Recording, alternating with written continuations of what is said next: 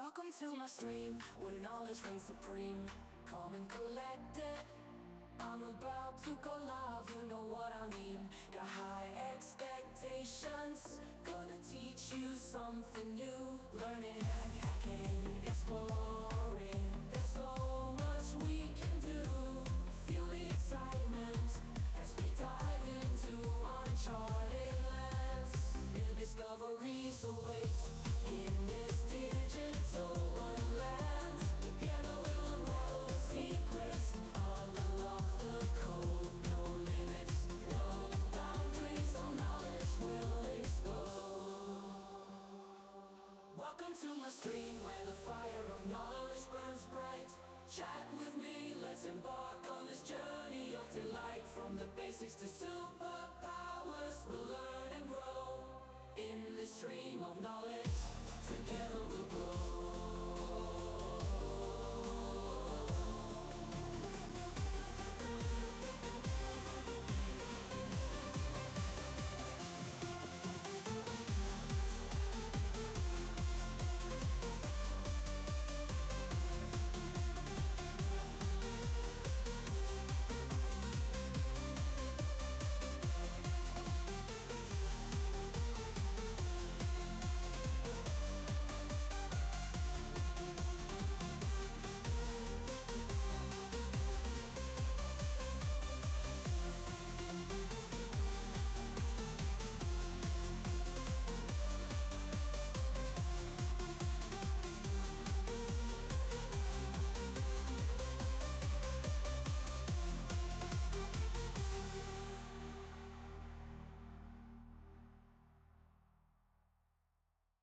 Welcome to my stream, where knowledge reigns supreme.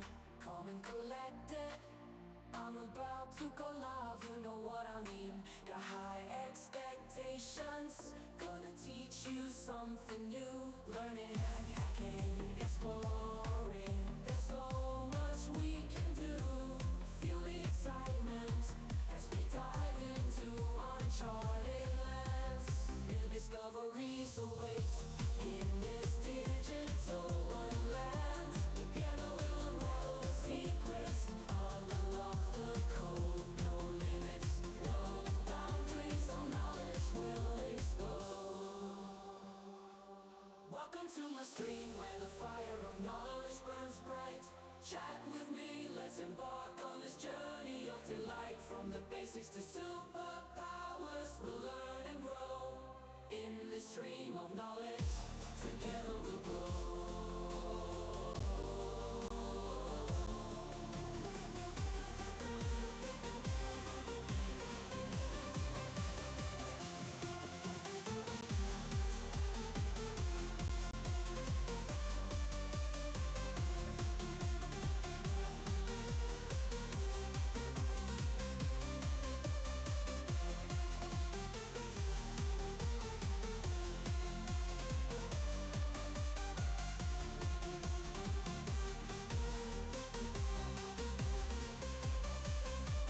Connected to channel Fix It.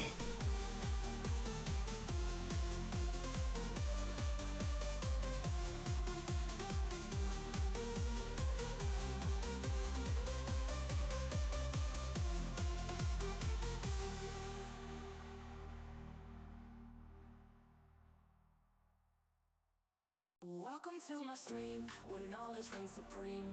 Calm and collected, I'm about to go live, you know what I mean. Got high expectations, Fixerbot says. teach you something Stream about to start, 1 minute left. exploring. There's so much we can do. Feel the excitement as we dive into uncharted lands.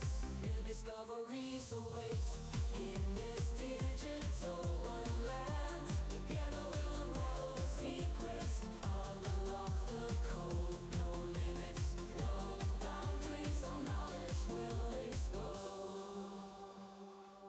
Welcome to my stream, where the fire of knowledge burns bright. Chat with me, let's embark on this journey of delight. From the basics to superpowers, we'll learn and grow in this stream of knowledge. Together we'll grow.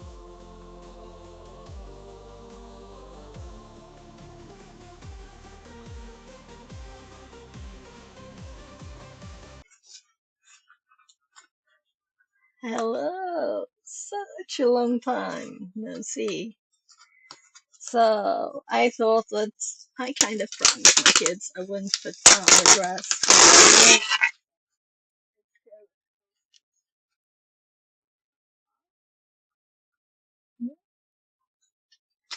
Oh, yeah, right. I'm not gonna bike now, right? So I carried these up. Just put those later in the right place. But now we want some space on the desk. And let's see. Do we have some power in the switching thingy? Yeah.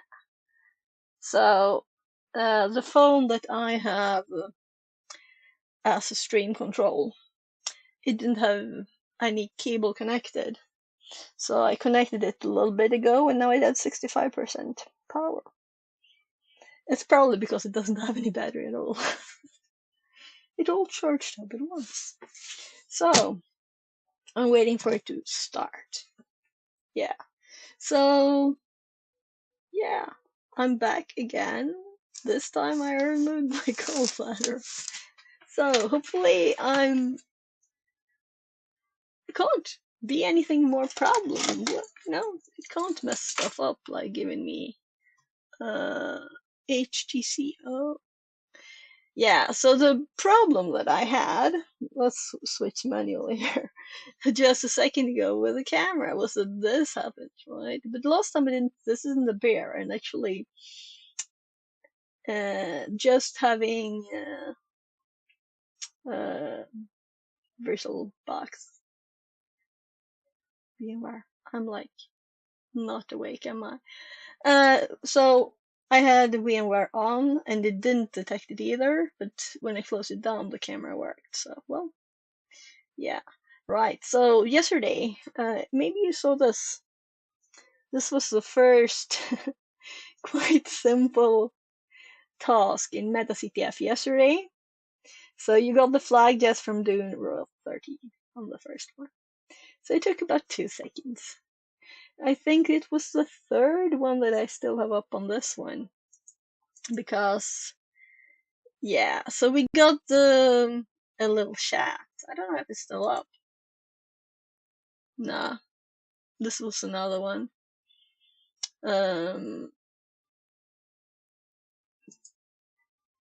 Yeah, let's close that one.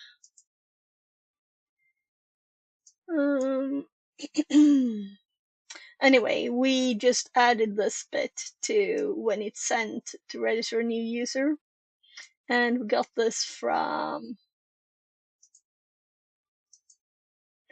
it's in here, in what the client sends to the server.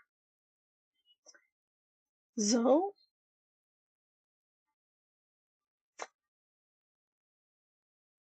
it was not that, it took like 10 minutes, I think. But then I got totally stuck. I did another one too. Do I remember even what it was? It's in my notes. I put them in my notes. Yeah, and that's ancient binary data. I didn't do that one. Oh, it was an OSINT one, and it was very American. It was like politician stuff. And I like Googled a lot, tried DeepSeek, and it totally failed. And then I sent this to ChatGPT, and it gave us the correct answer. So, cheating? Is it cheating? I don't know a thing about even what the words mean with, yeah, whatever they were talking about there. It's still there, right? No, because it was in the notes. So,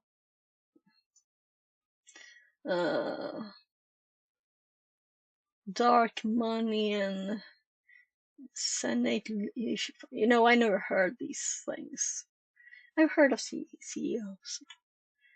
So, let's see if it started. Yeah, it did. Great. So now we can control stream, hopefully.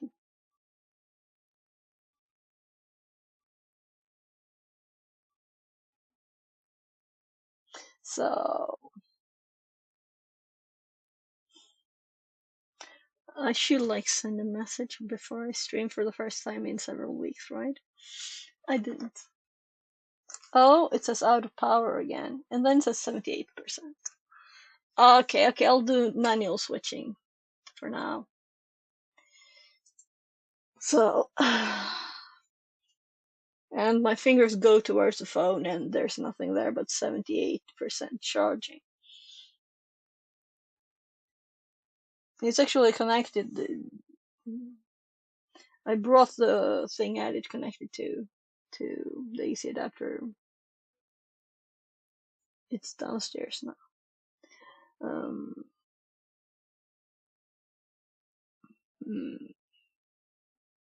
I guess we go desk, and we have a. Oh, I can't do this without the phone. Okay. And there it disconnected again, and it keeps popping up on the here. So it's obviously something is off with this phone, right? Let's disconnect to reconnect. Start. So we don't want it connected at all, so I don't care where it is. I just want the power from the computer as I don't have the AC adapter. Oh, wow. Yeah, I think as soon as I touch it, it's gonna... Come on. I'm trying to start the phone.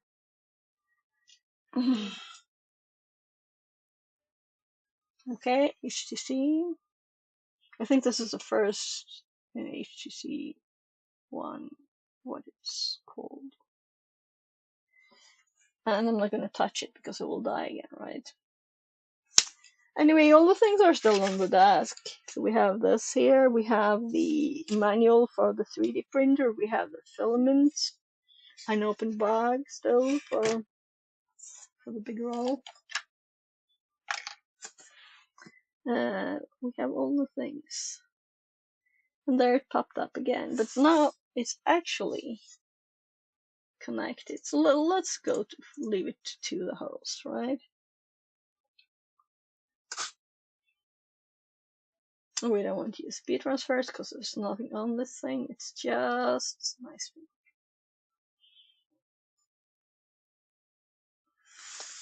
Ooh. It's actually lost the URL and password. I don't think I have a password. It's lost the URL. Yeah, let's just ignore it for today. I wonder how long. It was like off for 3-4 weeks, right? And no charging, right? So it wasn't still running actually. I guess that's why. So we did lose some configuration from that. That's still odd. It should be saved in a file, not just in memory. Let's go to the desk full screen, and I'm actually going to use the app on the PC. So this thing. Let's go to my phone controls because I want to start this one, right? So I guess we run this. Not the prettiest way to do this, but hopefully if I manually go there again, we can see more stuff, right? So this time, let's actually open this box. So, my phone, this one, an S10, I've been using it for quite some time, and I haven't felt any need to upgrade, but the mic is going bad, and it's been like doing that for quite a bit too. So it really was time. It's Black Friday, so well, it's not even week now, it's weeks, right? So at least in Sweden, we have ads saying Black Friday weeks in the subway now. For yesterday. So we had a Happy Box meetup yesterday. It was very nice. So let's see what's in this box. It's all paper. It's all paper.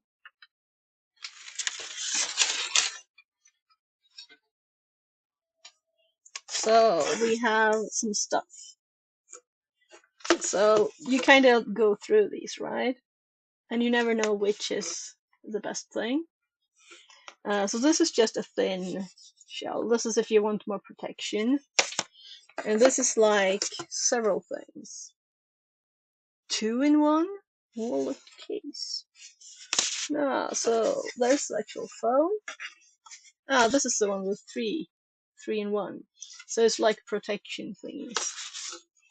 So we have, yeah, some stuff to open. And I guess I should remove the box before I lift the phone off the number. So, yeah, so I thought about it for like 2 seconds. Okay, for some days maybe, but I didn't actually Google it or look at reviews or anything that I usually do when I buy a phone. I was like, I have to try, right? This will be much bigger. This is a S25 Ultra. And it'll be bigger. It'll be much bigger than I'm used to. And I think this one, when I started using the S10, this is my S6. And my S7, I think my kid's using it. Or is that this X7? This might be the S7 and he's using the S6. Anyway.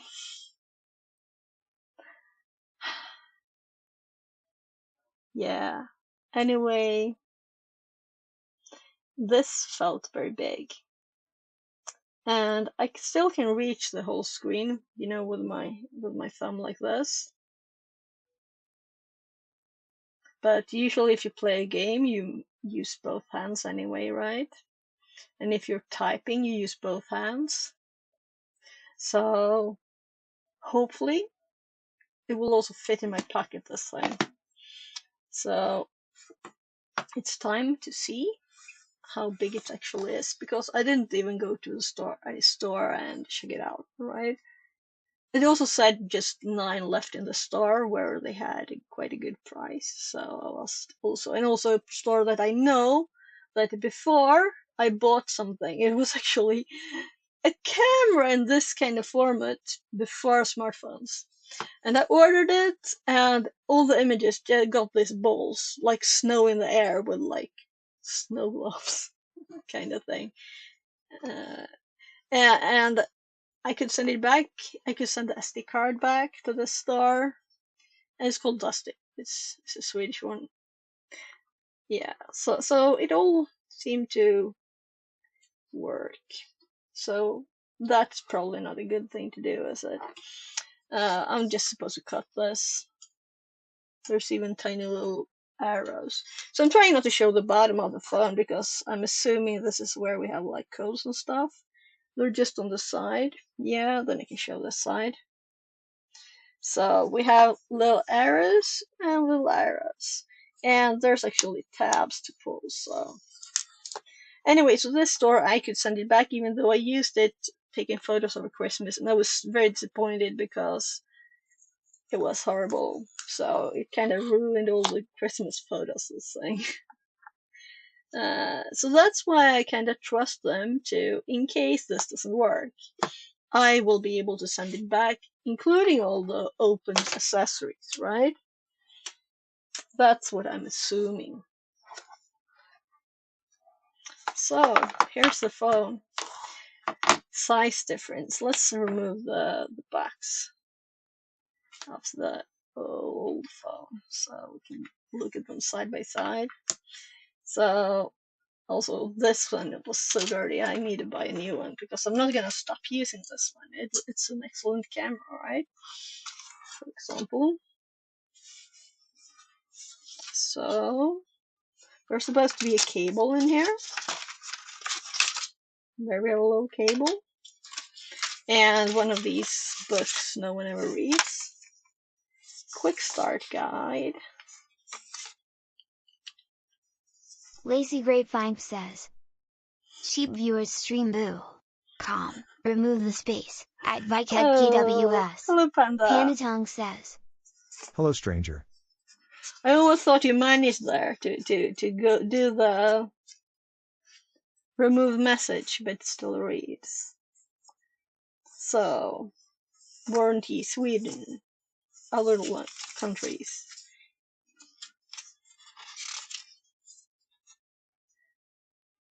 Instructions on how to get a SIM in there. I guess we're going there, but it's like, you know, new phone. I have to feel it first, you know. I actually opened that. Don't think I've ever opened such a thing. So here's a little open helpy. It's not like I don't have a lot of them in the drawer already. Come on, thing. You don't want to sit in that thing. You want to get out of there. So, little books. No, they were here then. Like that's something. Whatever. Let's just. Alright, this will want to go back in.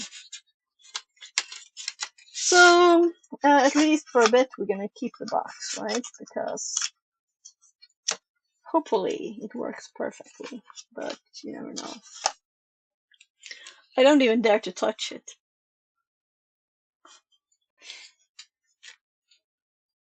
Oh, yeah.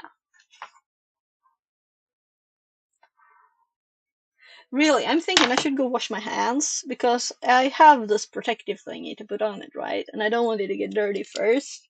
That's kind of stupid. So I'll go wash my hands. Fat on the screen for no reason.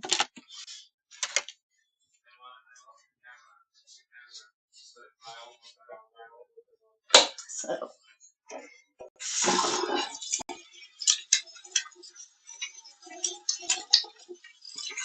Now, if you can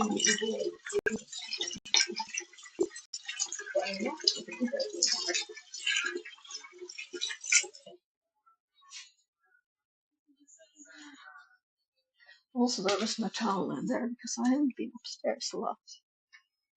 So, oh, there's a towel here. Shower towel on the door, and I managed to pull it down, but whatever. So, how are you, Panda? I know I've been like totally gone from Twitch for quite some time.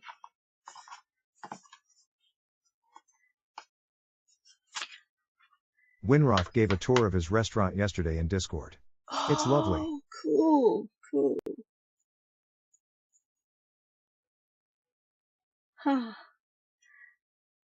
Look, so you see this? The back, it is this material.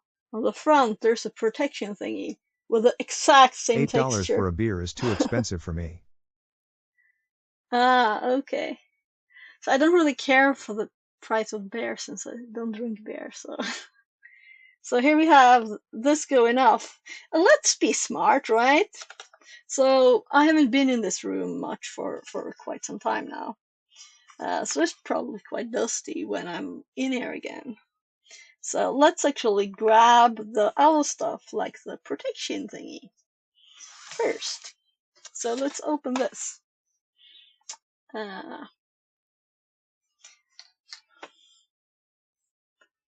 Oh, you're on a 7-stream streak. Thank you, Panda, for being here all the time. Even though it was, I mean, it must have been hard not to miss anything when I've been so seldom streaming.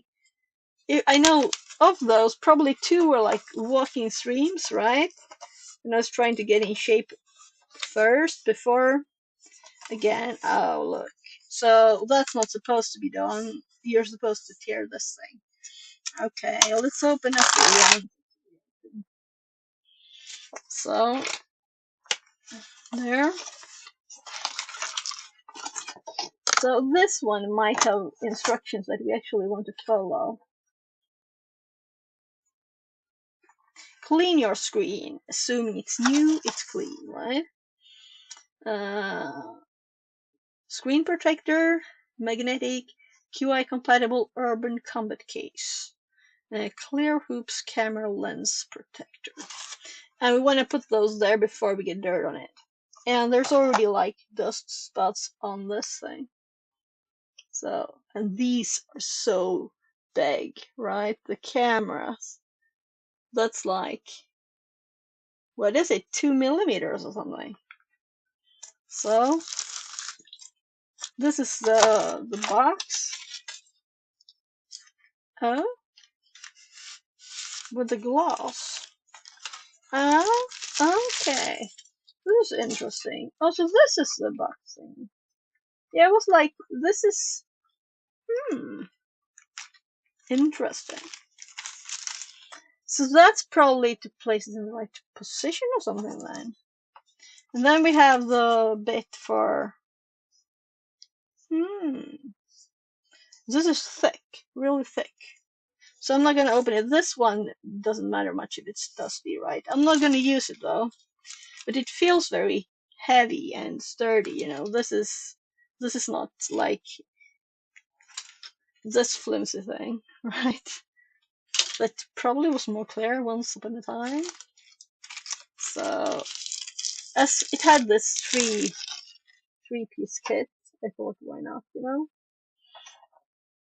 So this is for the cameras. Important. Ensure get a full functionality with the screen protector. Please enhance your smartphone's touch sensitivity.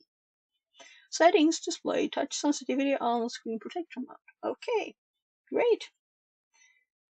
Please add new fingerprints and restart your phone after installing the screen protector. Here's the cleaning set, right? 1, 2, 3. I hate how the clear cases turn brown. Yeah, so they do. It's not just me, right? Because this is like more black. Well, it looks brown too. I've been thinking of it as being black, but you're right, it's brown. Yeah. I didn't really think of it before that it's actually doing something like that. So here we have this. And I Junk Owl haven't even 1 seen says, the front yet. Harmus fix it. Lesson Hi, 3. Translated welcome from back. Dutch. So I noticed this, right? So we have a little instruction. There's no like little book or anything. It's just on here. And here's text instructions too. So let me just get the preview up so I can actually read it, because preview in OBS isn't that big. That should be there. So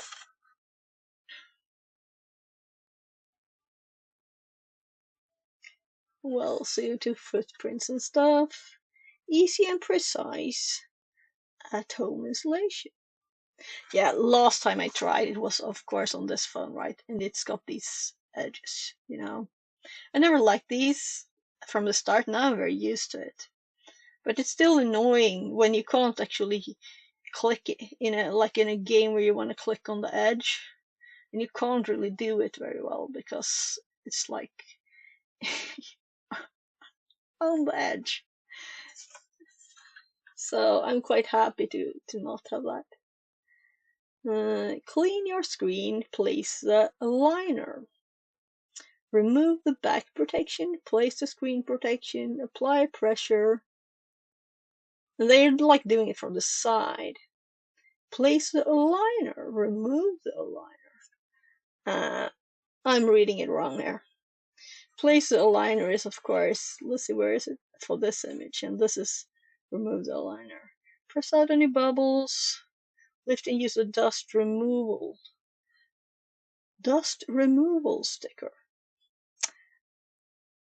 Okay, so you're actually supposed to lift the protect thingy you already removed the bubbles from under. What is it saying? Clean your lenses. So this step seems very odd to me. Lift and use a dust removal stick. Yeah, I'm gonna have to read this like this, I think. Clean your screen using the first wet wipe and then the microfiber cloth. Place the Easy Aligner on the front of your device and press down. Be aware of top and bottom. Remove the back protection. Align and apply pressure is the next header. Place the screen protector on the screen. Slide your finger in a U shape across the screen. Protector to attach it to the device. Screen protector, of course. Remove the easy line. Remove any bubbles and dust. Use your thumb to press out any bubbles. So it's just the same thing again here, you know. Remove any trapped dust. Lift the screen protector and dab the sticky side with the dust. Yeah, this is a step I wanted more on. To remove any trapped dust, lift the screen protector. So we're not supposed to have put it all down when it says remove bubbles even, right? Okie dokie. And then it's for the lens thingy. I'm kind of thinking maybe we'll do the lens thingy first. Clean your lenses using the microfiber cleaning cloth. Remove the back protection. Place the camera lens protector on top of the camera and push it onto the camera to attach. Remove the applicator. So I'm assuming that this won't make the cameras worse, right? I was like in between just ordering the, well, nothing really. So last time I did this, I didn't. I removed it once because it was horrible. So this is what it looks like. So what do you think of this phone? Am I stupid to get such a big thing when I'm used to the little one? And I thought this one was big before. LinkedIn messages.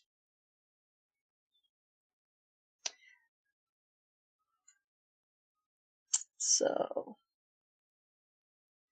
this thing is quite interesting. Why is it like this?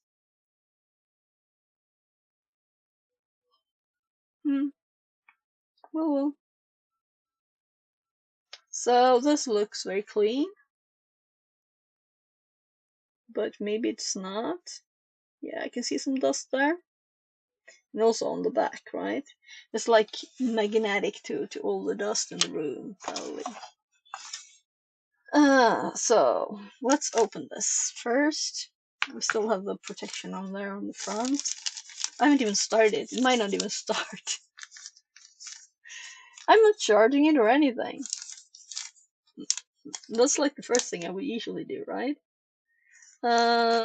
We at least have lots of these because I bought that kind of cable, so we can use this with these to use whatever I have. These. So why? They want it so tidy in the little box that they can't put something like normal, like something you can tie and remove there.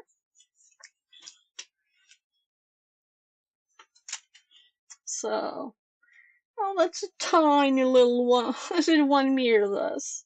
It's can't even be that.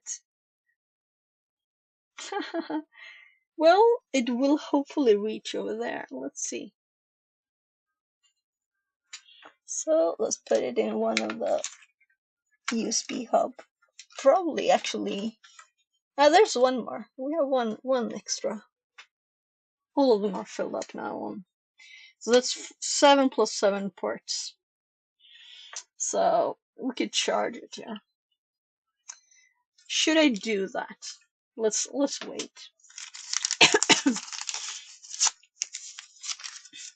So here's the. It didn't say anything about wiping it, right? So it said only clean the lens using the microfiber cleaning cloth. It didn't say anything about wiping it or something. Dust removal sticker for picking up stuff. So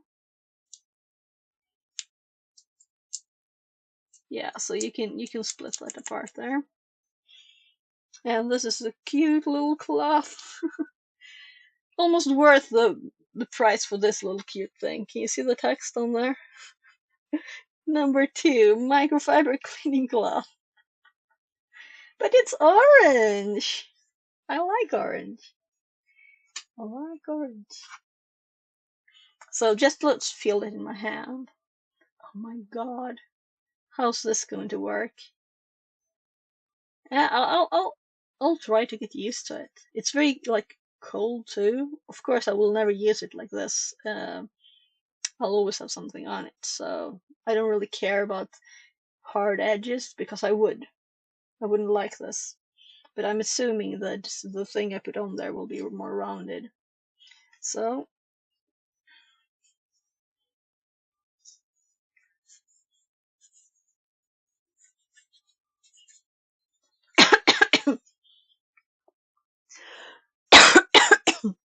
I'm sorry. I don't know.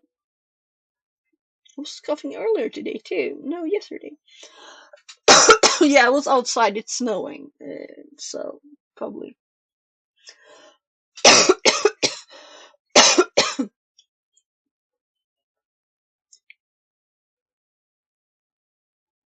Can't see any dust.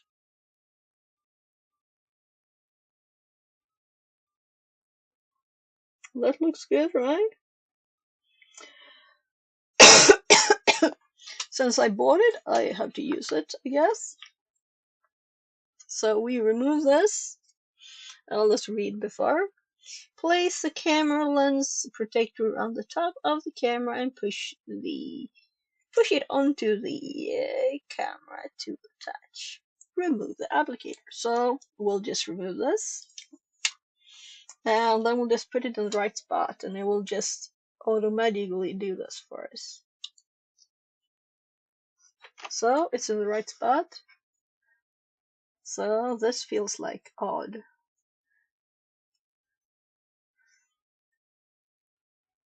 Trying to, it's really thick, you see, right?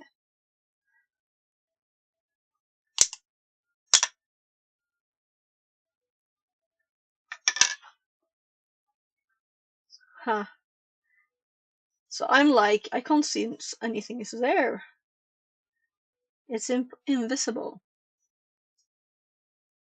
Which is good, because if it was visible, it would be visible in the pictures, right?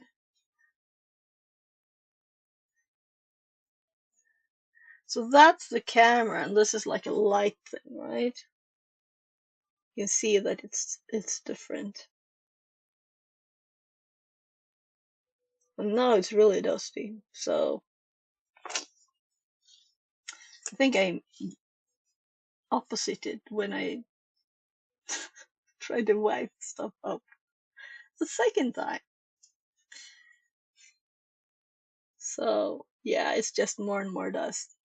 So this side, you can see where I opened it up a little bit and then put it back down. So what we do later is like kind of do something like that, not to get the bubbles, right? Okay, so we remove this. Should we do the wet wipe or not? That's the question. Because it's already got the protection on. We're just putting a new protection on there. As it's new, it kind of feels stupid to make it not clean from that. So, So the sticker, if we get any dust anyway, and it seems to be dust everywhere, right? So I better clip the glasses on. First of all, let's just get these.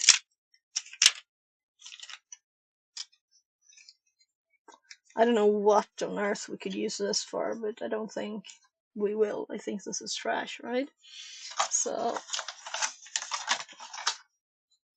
it's trash. Trash, trash. This is a good reminder. Compostable bag. That's always nice. Yeah, I'm like, this is the most scary bit. Let's look at this thing first. So this feels like glass. Totally like glass. So yeah, I don't think I will mind, because if they're like rubbery, you know. Now I haven't tried there. This one is of course dirty, very dirty. I should like go wash my hands again, because I'm already I do have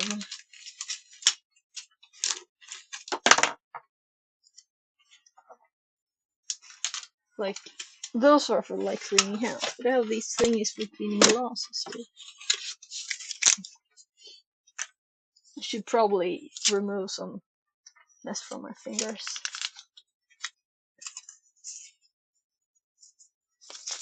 And we can even, that wasn't very.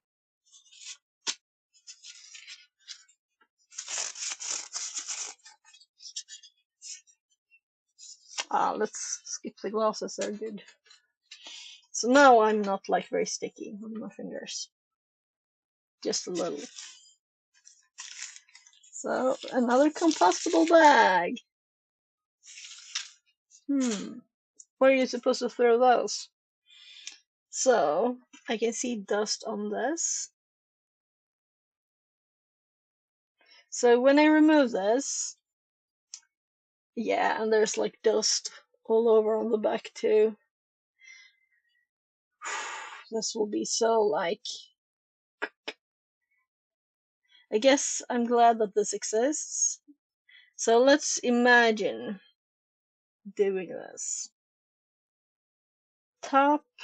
So this is a top.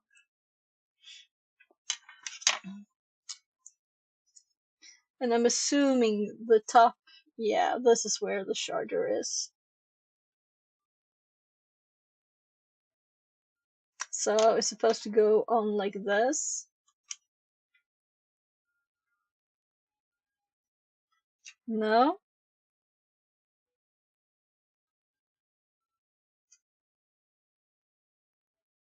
Oh, it's so heavy. It's extremely heavy. I mean, it's very heavy. Yeah, it will fit. So, and this one should fit in here. And that will be the orientation. And as it is sturdy and not bendable, right? Glass. It is like it is. So we shouldn't have any problems with it going a certain direction or anything. We'll just put it to the edge and it will.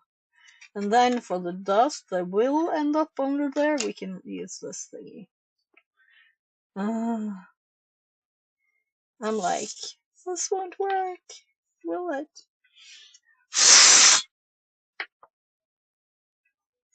Okay. Scary. Last time I just threw it out because I didn't like how it went. So I haven't had anything on for a long time. When I bought the phone, or maybe it was my last phone, it had I'm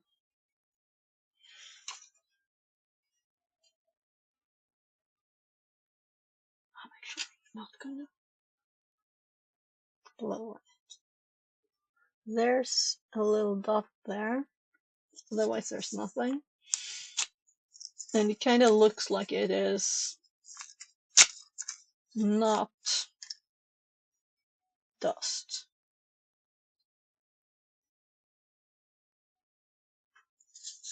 And that made it go dust on it. Yeah. So now there's a lot of mess on it instead. Yeah, I got rid of it, whatever it was. So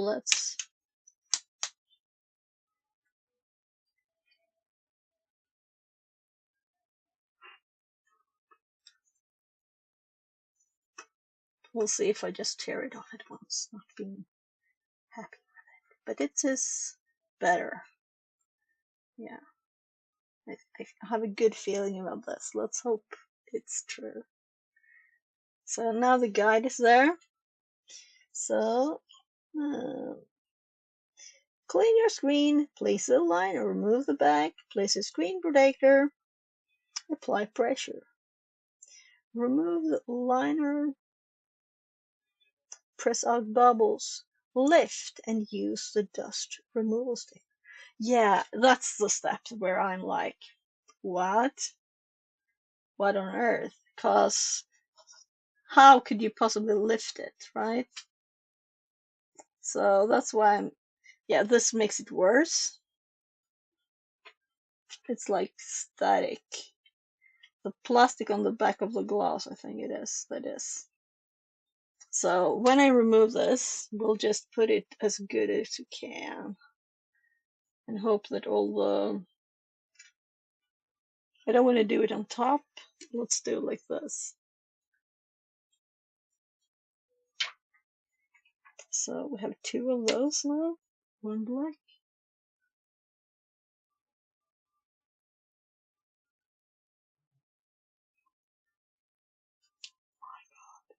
My fingers are not long enough.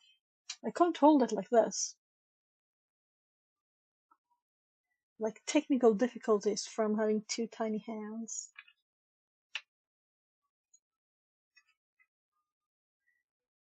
Yeah, now I can see that that fits with the camera. Yeah. So I'm going to put this on where the camera thing is, because I saw before, yeah, that's the sticky side, but there was actually something there.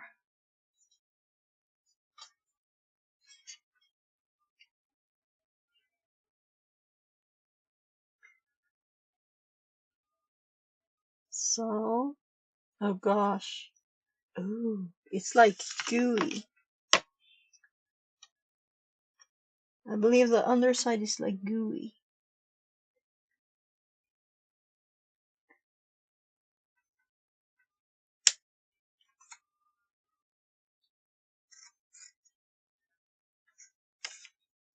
Yeah, let's remove this thing. Alignment. And so, it is further to the left though. So if you can see that I put it to this side because I thought it would fill up all the space, and it didn't. So it's a bit sharp. You can feel the height, but it's also glass feeling, so it's not plasticky. This is just dirty. And this doesn't help because it's like constantly. It's magic. Yeah, I kind of see a little like dot there. Yeah, it's kind of perfect. It's totally okay. Yeah. So first it became a little ring there, and then it was a tinier little mark after it, and I think it's gone now, like underneath. So it was like jelly underneath. Unable to charge. Yes, I understand it. Let's close that thing. Yeah, I guess this is as good as it can become, but it's like 0.5 millimeter too tiny on this side and 1 millimeter on this side. So we're losing a whole millimeter by having this. You can see that's the edge of the screen, that's the edge of the protector. You can even see the screen in between, right? So I'm not that happy with it actually. It's not perfect size. Well, let's keep it on now when it's there, and let's try this thing just to have done it. See if we can even get the phone back out again. Gosh, no, I won't because it's too big. Oh, I actually managed to start it there. That was not the plan. I intended to wait a little bit there. So we have both of these. Less sticky. So this is one of them. Let's close this thing.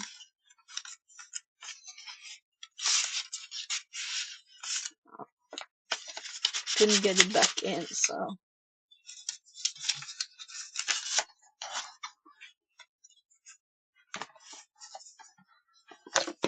So,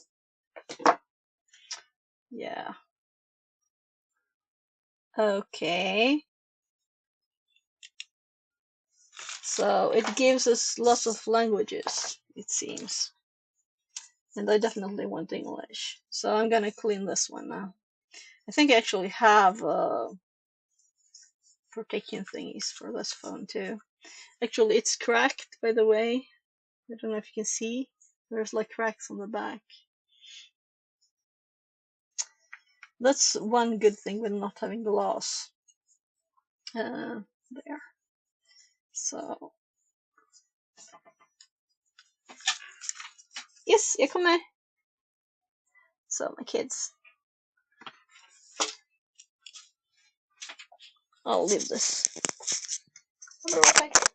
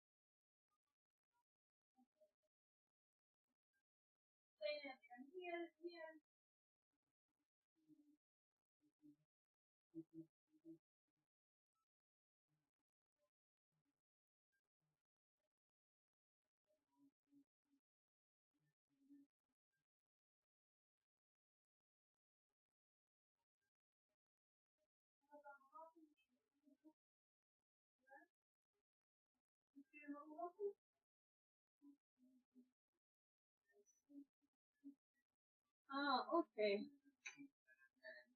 Okej. Ah, då kollar vi det sen. När pappa ringer så kommer jag beställa pizza. Tack. Säg till Linus att han och pappa får åka och köpa pizza sen. Ja.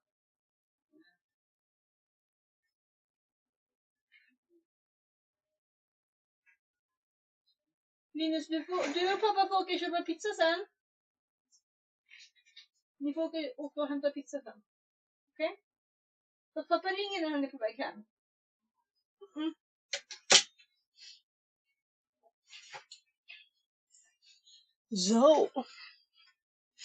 So one of my kids had a visitor that left.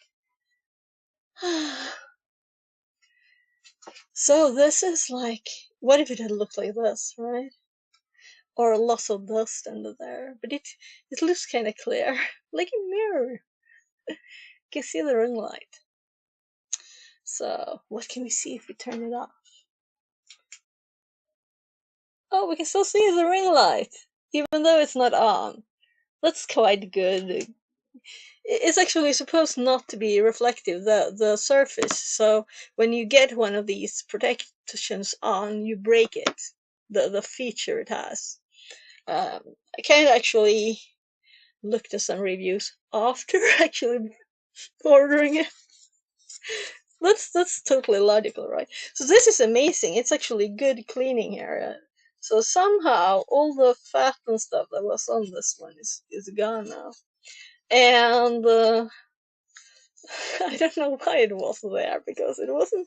I think I cleaned this yesterday because it was like, when it's in the case for a long time, there's stuff that's kind of ends up in there. I don't know, sweat maybe. So I actually did that yesterday. So it should be clean, but no. And that felt like it had more. Yeah, so there's still fingerprints here. But I saw that we could see how broken it is easier now. So you can see that this corner is crushed. So this is why it's not good to have a gloss back.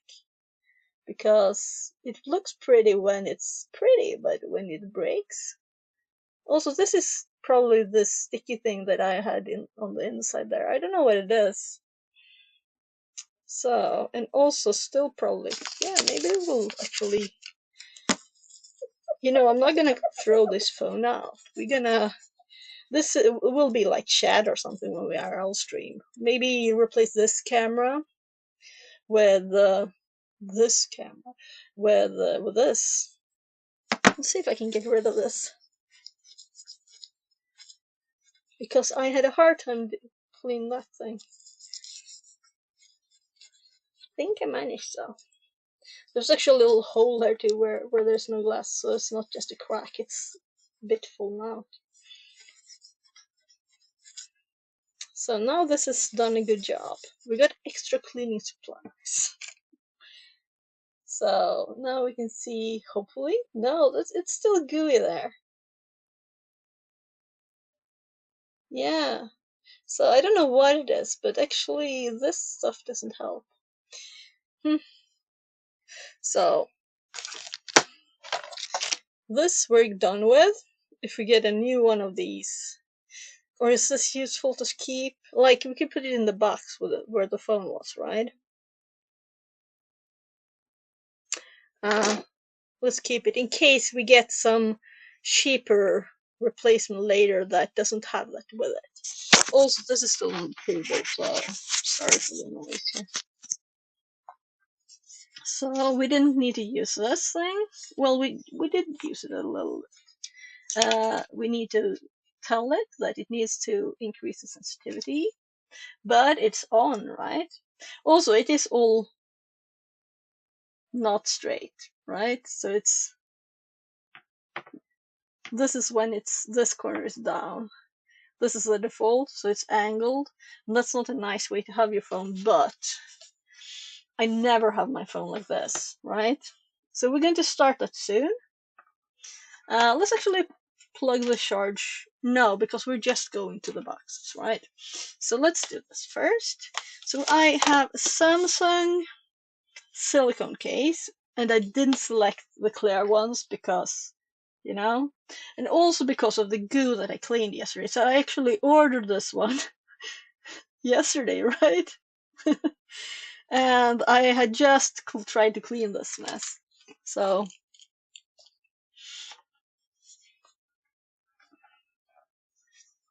so I think this is where they want us to open it. So the pizza that we were talking about, I think you probably heard, that kind of sounds nice right now. My tummy wants pizza. So this is a very simple one. So it has a raised edge around here. I'm assuming that's like a protection. And it also has like separate holes there. It's not like a big hole like this one. It's just a big hole. And this is also hard plastic. Yeah, I don't think I'll ever use this one. It wasn't very visible in the image, right? So this one is soft. These are quite hard still. These are more round actually. We'll see. So we have this and we have this. And this is very different style here. So if we put this one on, if we put it on on that side at least. Yeah, that looks kind of nice, right? That's for when you don't want like extra protection, like Also, I'm kind of thinking that maybe these protectors break this functionality a little bit. It might not be the right measurements because this is exact and it's different layers here of height. Nah, it'll be good. I think it'll be good. So these two are the simple ones. Then we have that thing. So many things here. We have these two pieces too.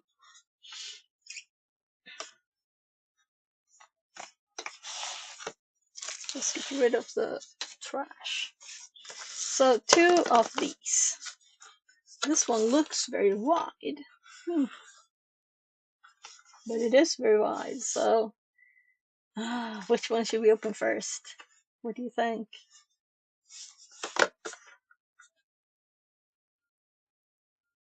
So I think this one is more skin feeling-y, and this one is more like fabric feeling. That was easy. Oh, there's even a string here. Yeah, so it is, so you can open it in the store and look. Oh, yeah, and the wallet things. I think they both have them. And the style of this is, there's no like fake skin here. Because I think, yeah, this must be fake, which is good. That's kind of like not pretty though. So on an older phone, I had like butterflies and stuff, right? So you buy on. Also, this is a nice connection. I think the other one has one that goes on top. So the butterfly ones, I think I might have bought them on Amazon or AliExpress or whatever, you know. Purple. You can have purple. So up to 5 cards. And of course, you have the functionality to have it like this. Oh. Let's put the phone in there. Let's start with the messiest end. Yeah, and also we won't get disturbed by the edges of the glass here. So all of that's inside of this, and then we have it all protected and nice, except for this huge. I'm glad I bought that kit, so we had stuff on here too.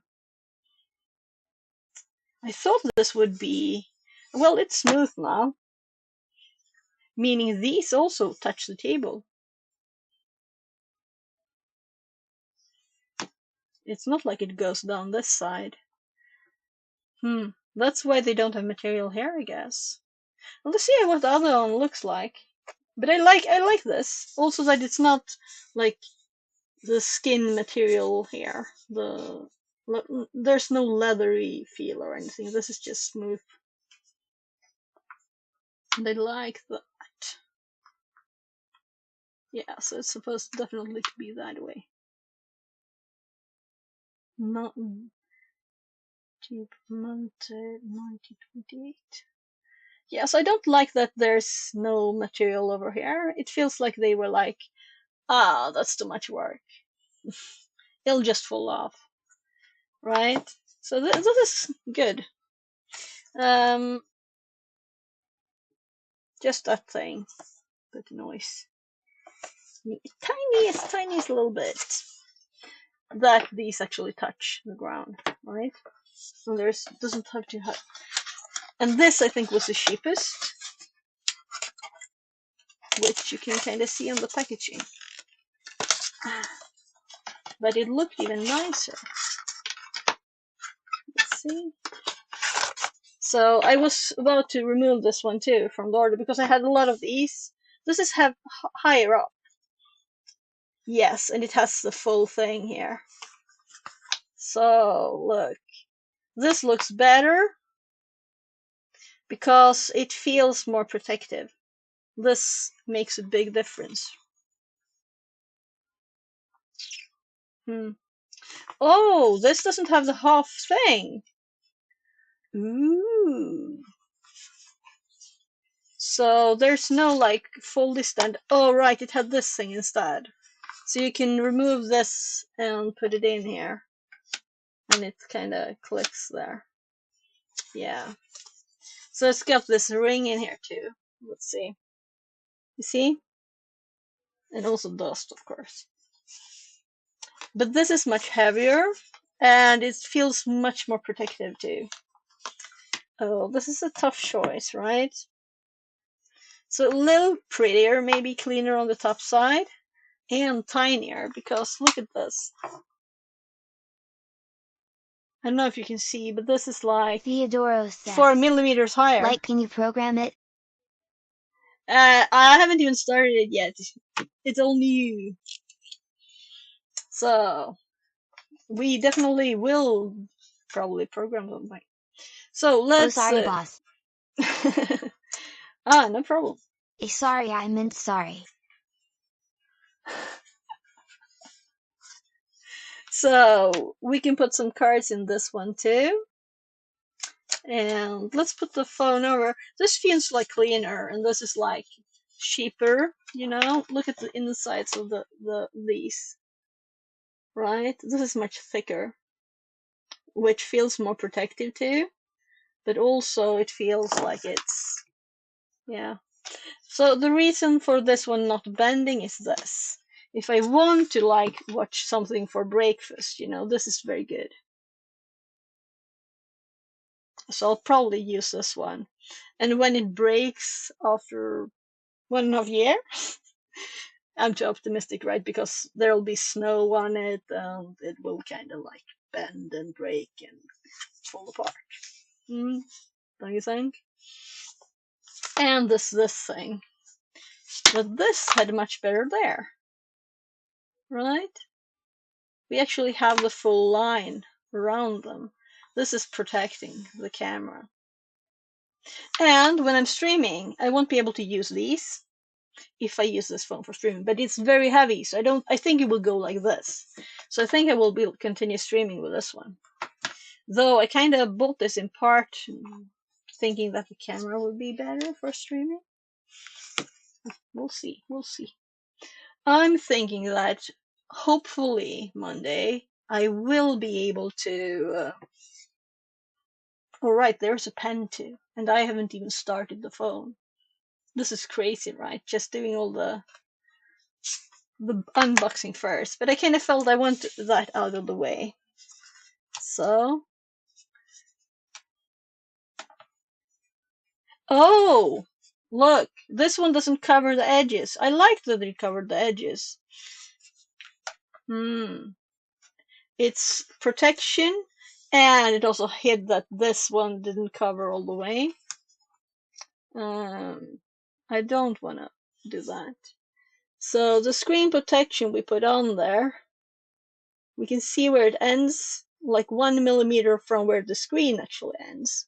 And with this cover, we lost that millimeter all around, but also it's not visible. So let's look. Yeah, here we have like a millimeter. These don't touch, right? We have, it's so far much different. I don't know if you can see, but this is much thicker, intensely thicker. So the other one is as high as the cameras. Here we can see there's a lot of material in between protecting the cameras. Oh, such a difficult choice. But this one we can't do the angle thingy with. So what could I do? Like this, maybe? Try and pop it up like that.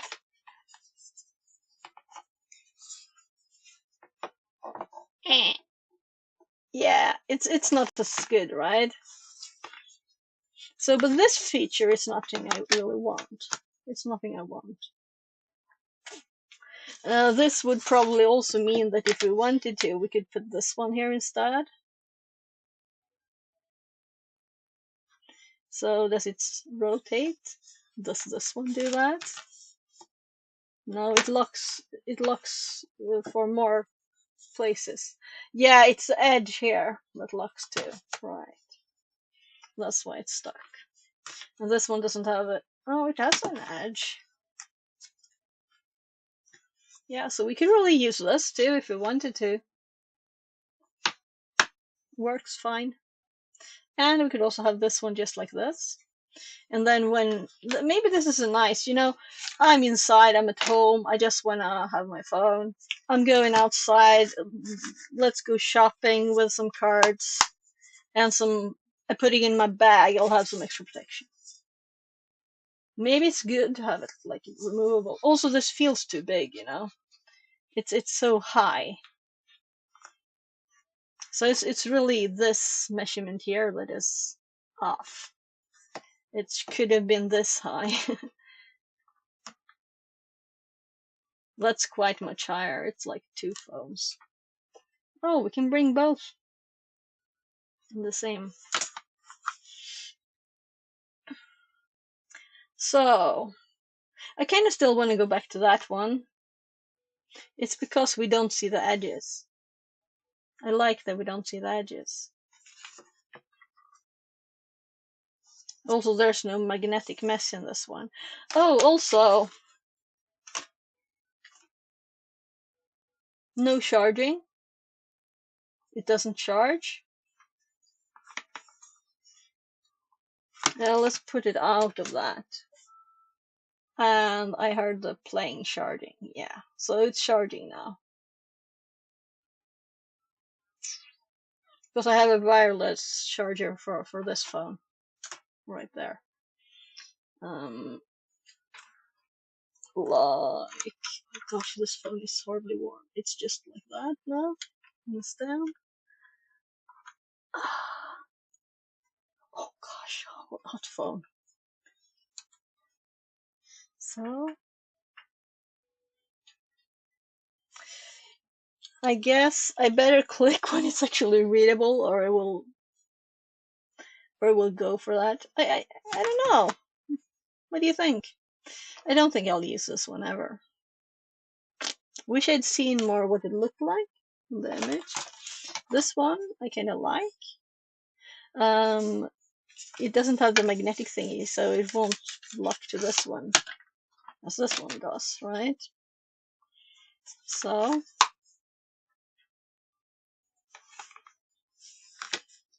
I'm curious if this one will go brown too, but I don't think so. It's plastic, no silicone thingies. So let's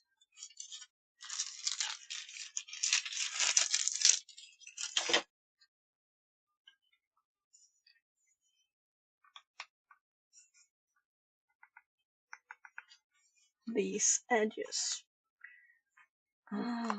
Let's do it in the lower. I still haven't even opened it, started it, done anything. Sorry for the slow processing. Maybe I should have done that anyway, but this worked with the other one. So there.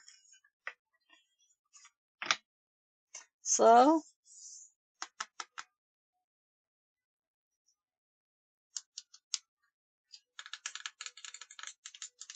this kind of feels more.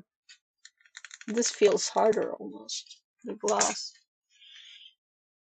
I kind of like this one more. It's just that I don't want to hurt these, but we put protection on there, right? They all have protection on. So that's why I'm thinking this is okay to use even. Sorry for the delays. Also, I'm thinking I'm going downstairs eating breakfast. No one else want to eat breakfast at the same time, so I put some morning news on, whatever, on the phone, right? And then this thing is so nice. So just fold it, and I've had that a lot. So it's just this. It's all flat.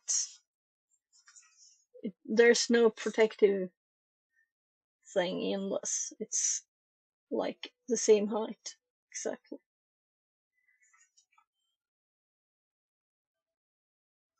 Well, it's time to like charge it, but I like the plastic edge that it's on top of the other stuff. So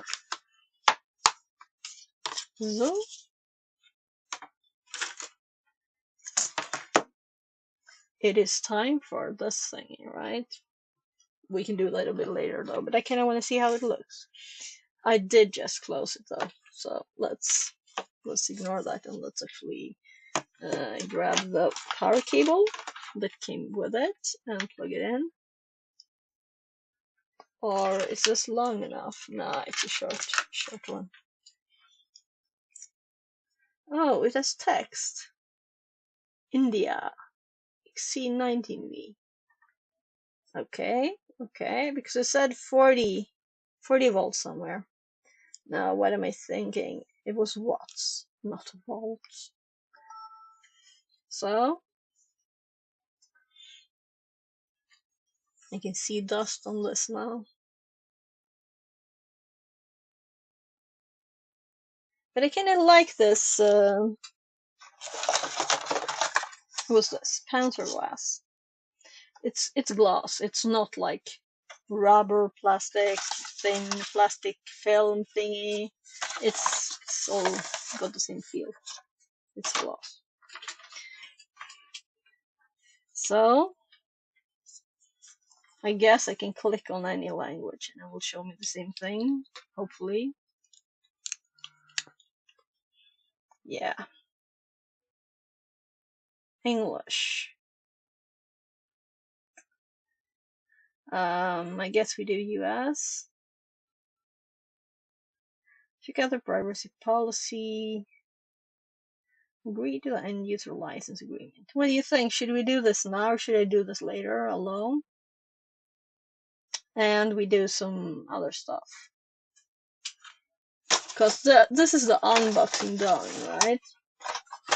And me having troubling choices about what box to put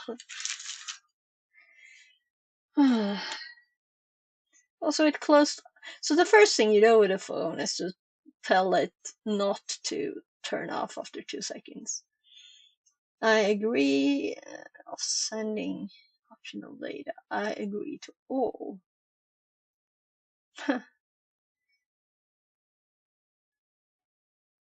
This includes agreement that Samsung may update your phone software automatically from time to time to ensure the safety, security, and functionality of your phone.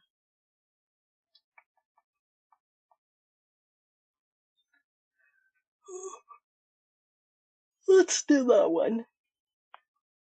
Easy setup with another device. I never do that. I want to have a fresh device and put whatever I want on there, right? Signing automatically, copy settings accounts, more from another phone or tablet. Keep your other phone or tablet nearby and unlock. The question is, should I actually do it this time? I could always redo it, right? Manually. Yeah.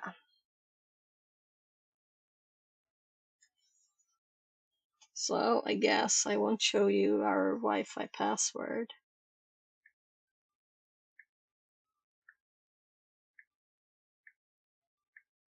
Can you hear the sounds and find it out?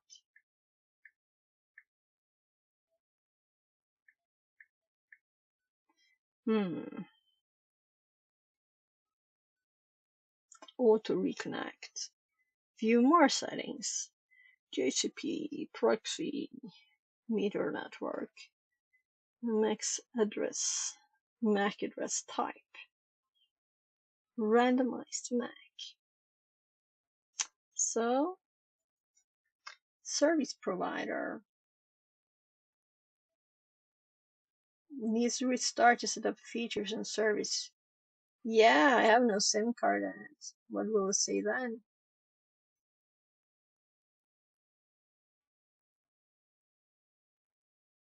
Yeah, I see this little opening up here too, right? And this phone, the position of the camera is a bit annoying that it's not centered. And it's also quite big. And in old games, you're supposed to click right here to close out of stuff. So this is both tinier, but I don't like that we don't have the glass on top of it actually, because I would have liked to have it smooth. So that's not a good thing. Set up later.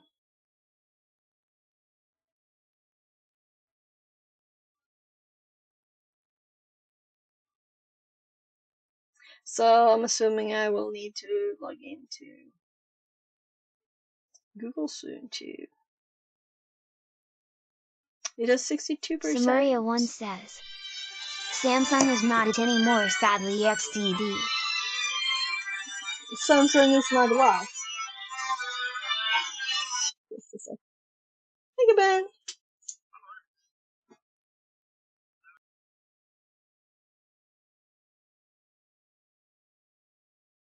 Is not the stuff to get.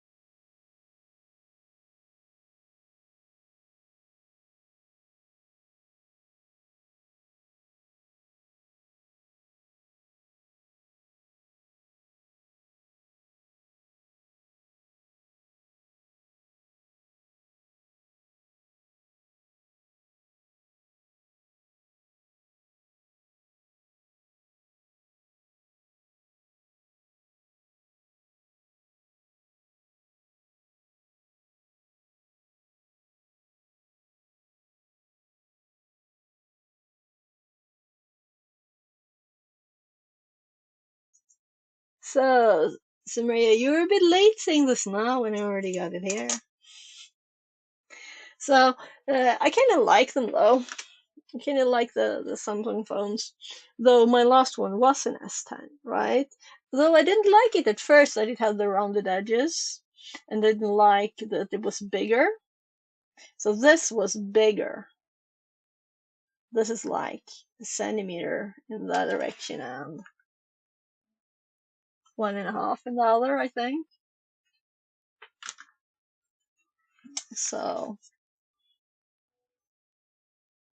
no, why would I want to copy? This is a new phone. I don't want all my old junk, right? I don't get that. So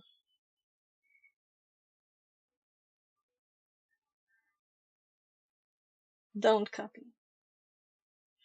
But assuming that the default is not to copy.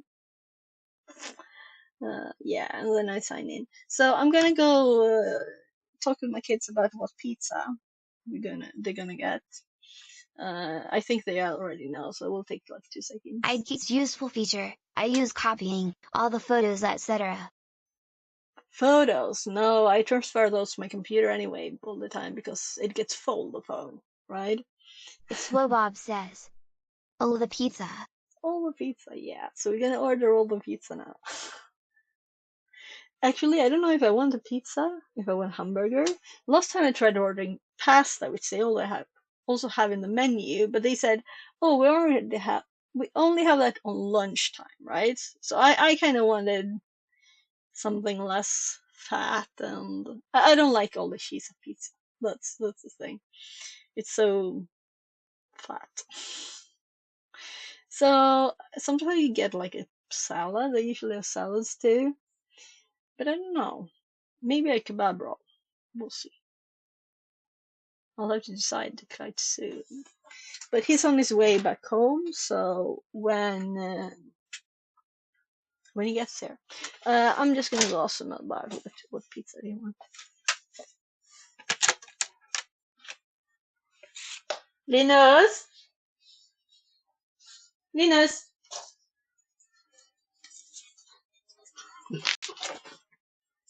Pappa ringde, han är på väg hem. Så det är bra om du har strumpor på dig kanske. I'm gonna go with him and then we're gonna go get pizza. Ja, vi vill ha för sak. När han kommer så beställer vi, för annars blir det tidigt. Okej? Vi behöver tvätta strumpor till dig, ser det ut som. Yeah, we've already talked about that with Dad. Okej. Så att han kommer ju inte hem förrän om 20 minuter eller något säkert. Okej? I'll have these. Pappa! Just, you know, Han sa att han skulle ha en Linus specialpizza. Och den hade bacon och bearnaisesås på sig. Bland annat. Ooh. Mhm. I'm not sure if I'm that interested in being at some pizza and bacon, but Jag tänkte att det är inte pizza. Du får fråga pappa om du kan byta en slice eller något. Mm. I don't know. We'll see. Men du behöver klura på vad du ska beställa när det är dags. So, I already know what my other kid wants. So, yeah, I mean, this Samsung, which is a S7, works fine. I think I've quite recently used the S4s, though those batteries are, they kind of like go, and I bought new ones, and the same thing happened in less than a year. So I have got a cable connected to the connectors for their power, and it worked fine. So probably should use that instead of this horrible phone, which keeps dying on me. So I have to connect. I guess we can do that, because why not, right? It says URL, so I'm thinking it wants URL. What? Yeah, it died from power. No power left. That's why I don't want this one, right? So we might put them on the edge of the desk here. The old, I have two S4s. So Samsung has been like working for a long time. It's not like use it for a year and throw it away. I wonder when I bought S4, the first one. And I don't remember if I bought like one new and one used, or if both were used, but that one was used, that one was used. So it smelled burned. Was burned.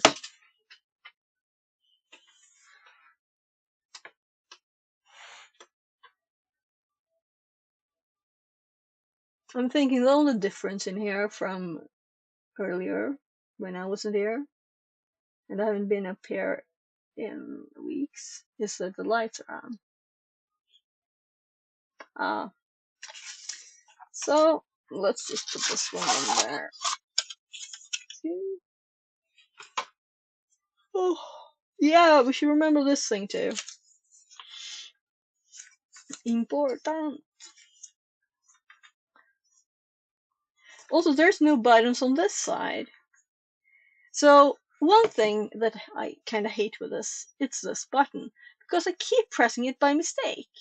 And what happens when I click this one is I open the calculator because I used that for a bit. So also power button and the volume on different sides. I don't like it, right? So this is power, volume, and horrible, useless extra button. So that's nice. There's just 3 buttons. No horrible extra buttons. Now I have to see what happens here. Ooh. So when I saw the reviews after ordering, it has a button, and this is where it's. So let's see if we can like. Ooh. Oh, you can't see.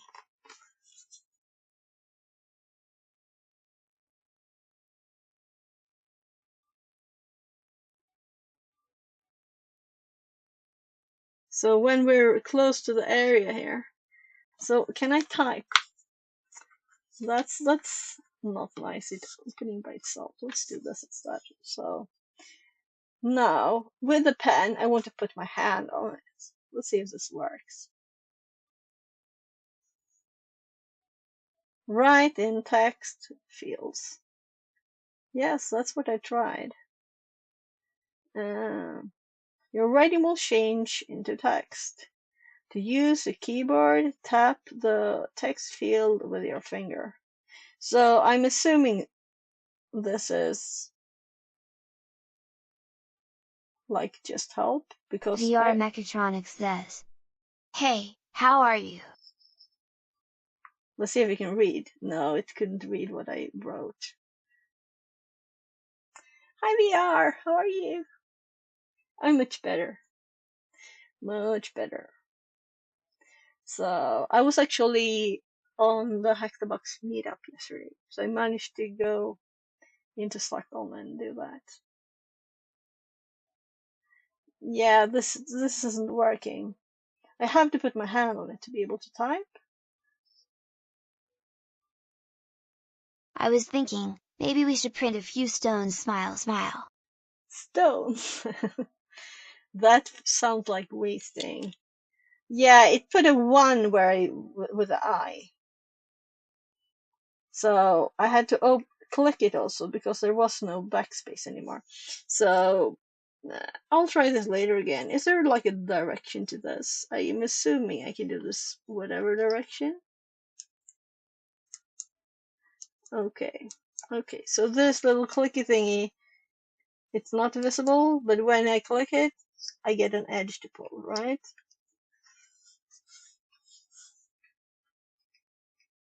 So I'm not gonna sign into Google on stream, right?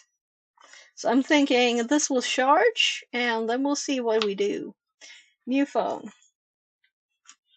old phone. Will I manage this transition or not? We'll see, we'll see. So that one's charging on the normal charger. Oh, I tried with the other one. I didn't put this one on there, but now it's charging with the cord, so. Also the sensitivity.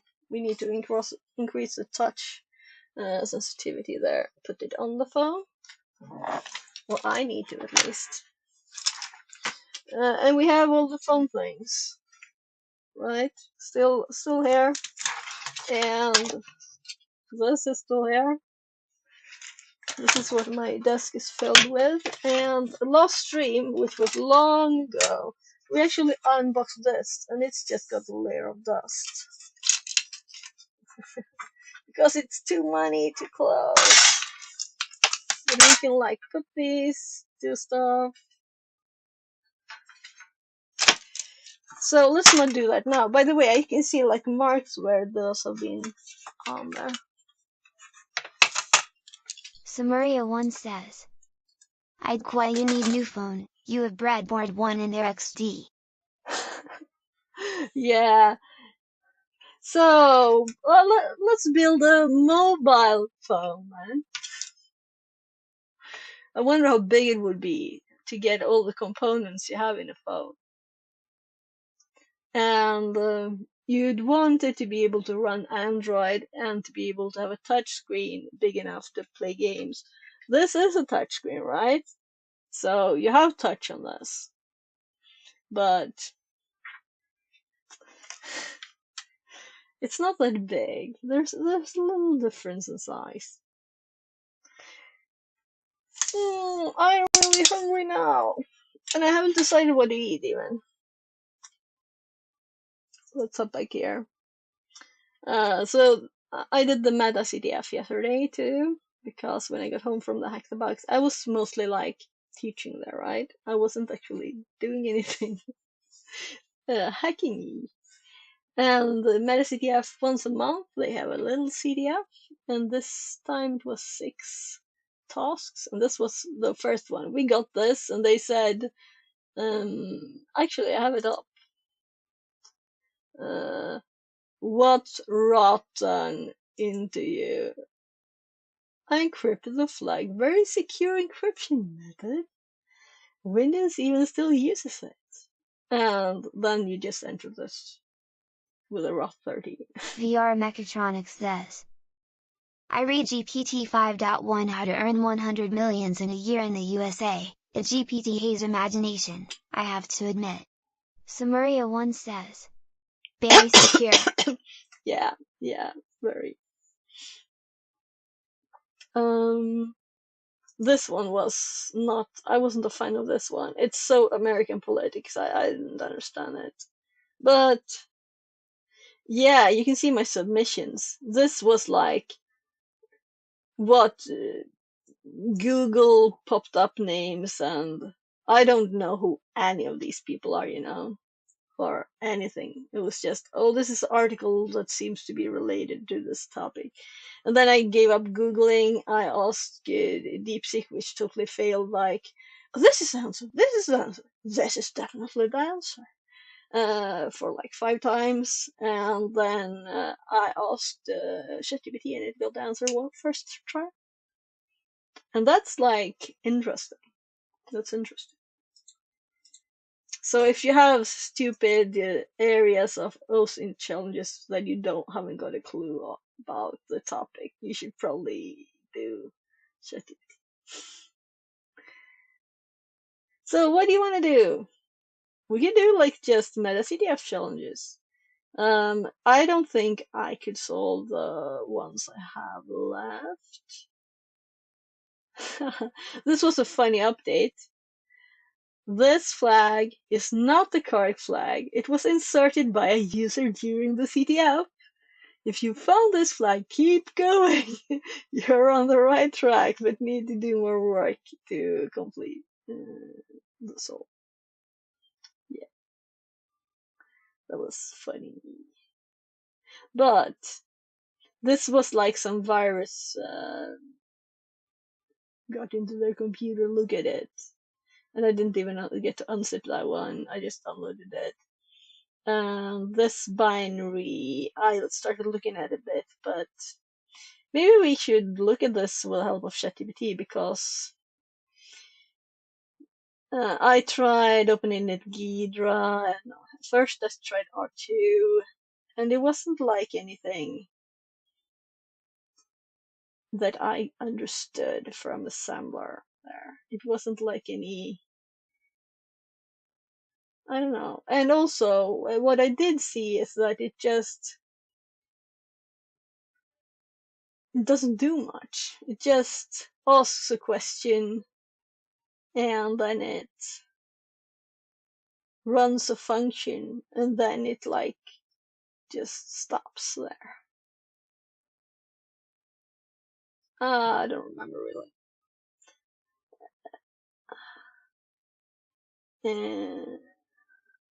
Right, this is some data. Let's open the data flag.txt.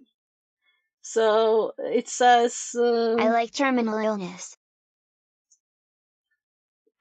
okay, yeah. So this one, we've been tracking this actor for a while. We finally managed to catch him on the wire for a brief moment. Problem is, we can't make heads or tails of the data, and I couldn't either. We caught even S. Can I tell you, this guy is a real weirdo with an obsession for retro tech, mainframe computers and stuff like that. And I don't really know much about mainframe computers and stuff like that.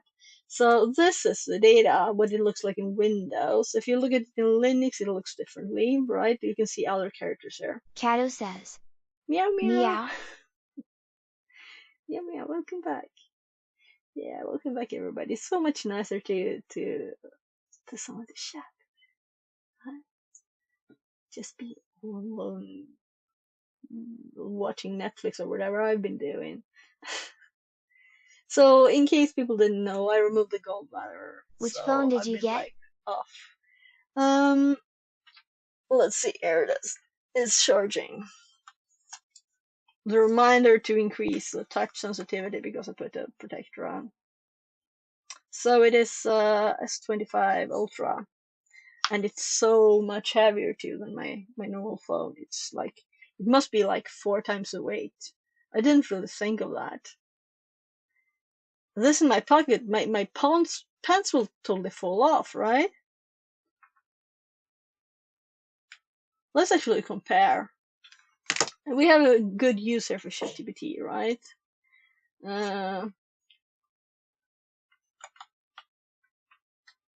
So, come on. No. So, why did it ask me stuff? I tried with the data. It failed. Samaria1 says, could you paste bin terminal illness data somewhere? No, Cato you can says, get in there yourself. It's Samsung. free. Money like Apple but the software.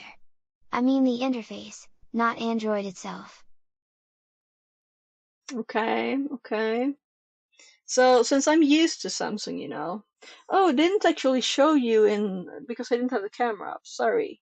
I'll pop it back. Let's see. My phone that I control stream with is dead, so this is what it looks like. And then we have my old one, and there's like a difference in size and weight, and we'll soon know. Gosh, yeah, heavy. If I had known the weight, would I even have ordered it? That's the question. And I have to remember to increase sensitivity because we put a screen protector on there. So, middle screen.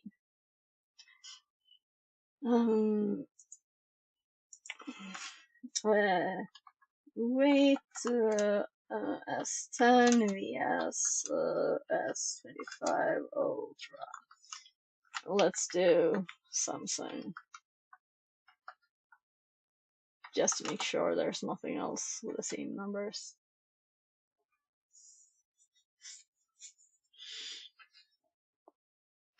I think I might have made a mistake. So that doesn't sound right because it I'm feels not a 4 fan of times more. Samsung, but that's personal Okay, preference. yeah. If I would need I to love get Android Samsung. again, I would choose either Xiaomi, Google, OnePlus, Nothing, or maybe Fairphone. But Okay, Samsung, yeah. Well, what is it with Samsung you don't like? So I had HTC first. HTC.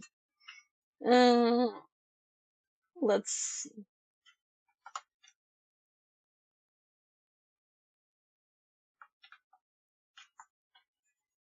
It's very cool. This is what I had. I wish I didn't throw them away. I had two because when it broke finally and didn't work anymore because the keyboard doesn't work forever. I bought a new one exactly the same, though it was kind of old one, right? Yeah, it was so good, and also it's tiny. It's like just like this. Yeah, much tinier, and it's thin too. So very nice. This is Wikipedia. So, but after this, there was no other phones with keyboards. This is not a lot Marcy of Popsis information. says, Good evening. Good evening, welcome in. Welcome in. So, that was the tiniest Wikipedia article I've ever seen, I think. Probably. Didn't even say there's nothing or something. Look at that. Then after this one, I got the Samsung S4.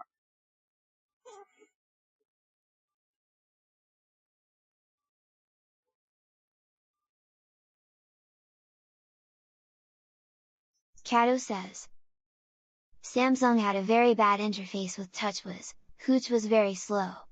I don't know about newer phones, but that was my experience with the S3 Neo. What's TouchWiz? I don't know. Marcy Popsis No says, idea. HTC had nice phones. Yeah, this was a great one. This one is not good.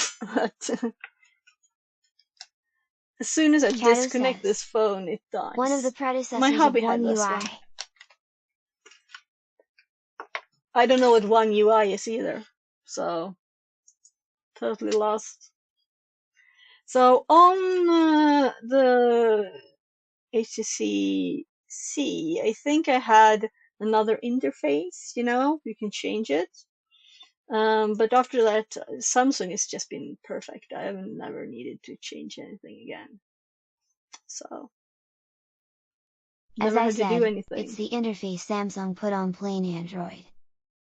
Okay, that's what I like with them. Except for the feel, of them.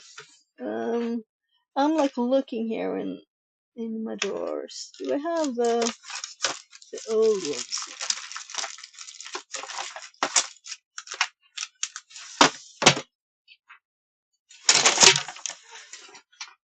Yeah, I think I had it. One UI seems to be Yeah. better, but TouchWiz was very bad. Oh, this is you see the battery? So this is how fat this battery is. And this is a new one I bought from Amazon. Don't buy these. The phone kind of got fat. Dispose of it immediately. Yeah. So it wasn't this fat last time I looked, but I was VR like Mechatronics says, going to. It explode. Yeah. So that one's. Marcy Pops The thing is, I want my money back because Wow. it was crappy. Can it also burn? So I've never had any problems with any batteries, Kato even says, those. And don't mess with it. You are going to hurt yourself.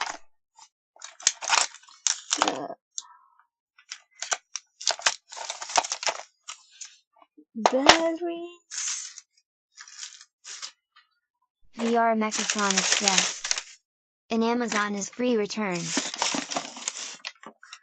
Yeah, it wasn't like yesterday though, so wasn't like yesterday, unfortunately. I should have as soon as I noticed, you know. I think I made reviews though, but you can't on Amazon. You can't like return stuff after like a few days even. Then you can't do anything like that except for making reviews. Kato says, VR Mechatronics, but you should not send it by mail for obvious reasons. Samaria1 says, can you give link to CTF? Yeah, sure. So, I think that if you go into this one,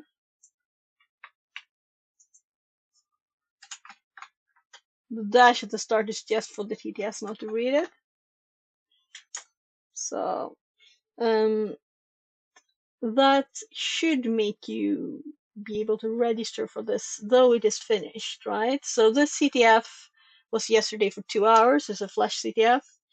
And I actually was working on a LinkedIn post and other stuff during that time too. So I kind of decided that next time I should focus. But I also had been to the Hack the Box meetup before. And I think I probably wouldn't have sold these anyway.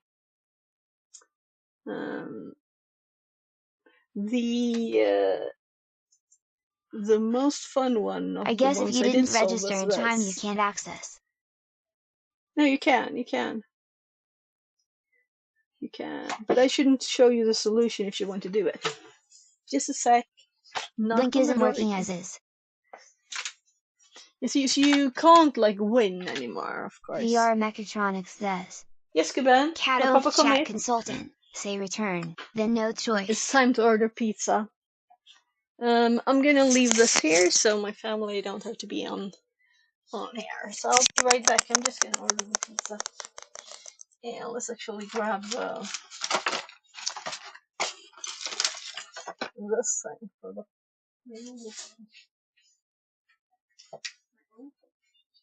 Kato says, VR Mechatronics, then it's their responsibility.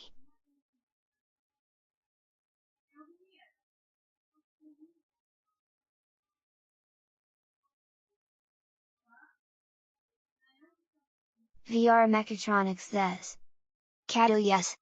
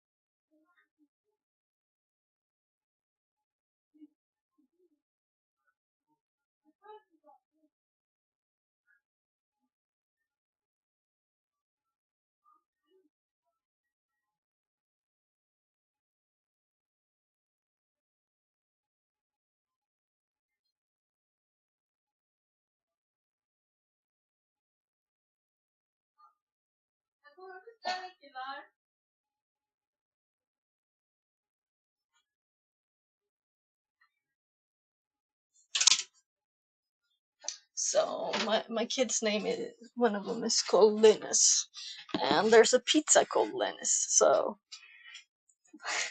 now they're all getting Linus special pizzas. So let's see.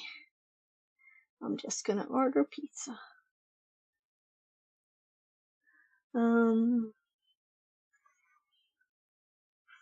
Yeah, right. I was showing how little I know about Americans or anything. That wasn't the best ever. So that's cool. Search pizza. And there it is.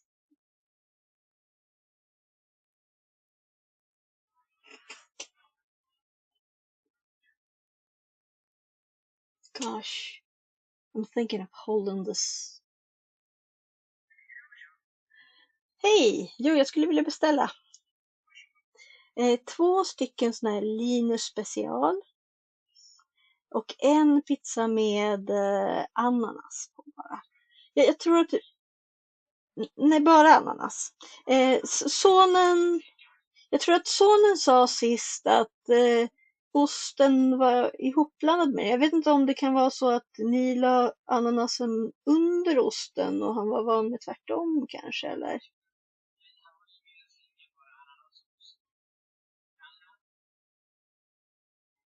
Ja, precis. Men hörde du vad jag sa, eller? Okej. Jag sa det att han sa något om att ananasen var inne i osten eller något sånt där. Kan det vara så att ni la osten efter ananasen och någon annan har gjort tvärtom kanske, eller? I alla fall så vill jag nog mycket ananas på, alltså, eftersom det är enda saken där. Jag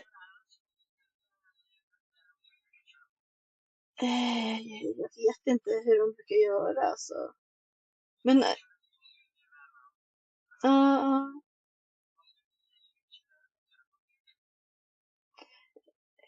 gud vad svårt för mig att veta vad han vill ha. Ja, men testa någonting så får vi se. Ja, men jag tänkte att jag skulle ta en kebabrulle. Jag har inte testat det hos er. Så vad brukar ni ha på för någonting?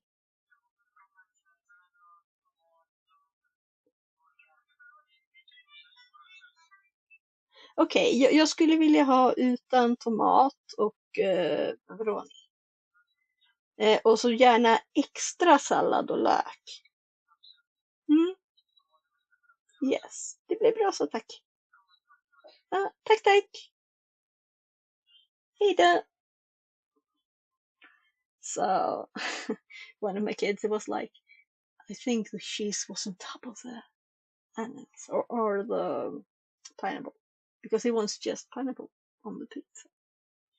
I know some people are like, you can't have pineapple on pizza or ananas. I don't know if ananas exists in English, but some people seem to understand it, so yeah. Dylan Kaiser says, "Hi, fix it." Welcome back. So I haven't been streaming for forever now. So anyway, now we order pizza, so that's done. So now we can just do anything. I got a job yesterday. Oh, congratulations! Woo! Tell me all about it.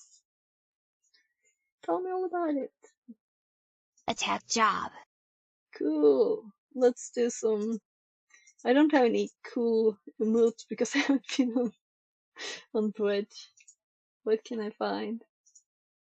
Woohoo! Fix It says, Curslet Fix It 42 Love.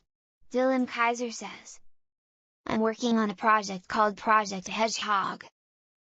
Okay. So what is it about? It sounds kind of security, right? Hedgehogs are quite like... It's about AI. It's AI. Cool. So, yeah. So when I was calling there, I was like, how will it feel to hold this heavy phone? And I think this is heavy because I have trouble lifting this phone for long calls, you know, because it's so heavy. And this is, it feels like 4 times the weight, but it's just double or less. Was someone knocking? Var det någon som knackade? Ni kan åka. Det är 15 minuter, sa då. Jag trodde ni åkte redan.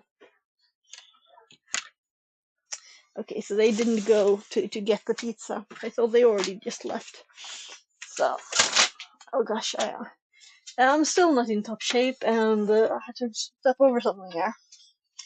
The window, actually, because it's cold now. It's snow outside. I'm so exhausted from nothing. AI is really the thing now. Another knock on the door. Yes, gubben. Öppna.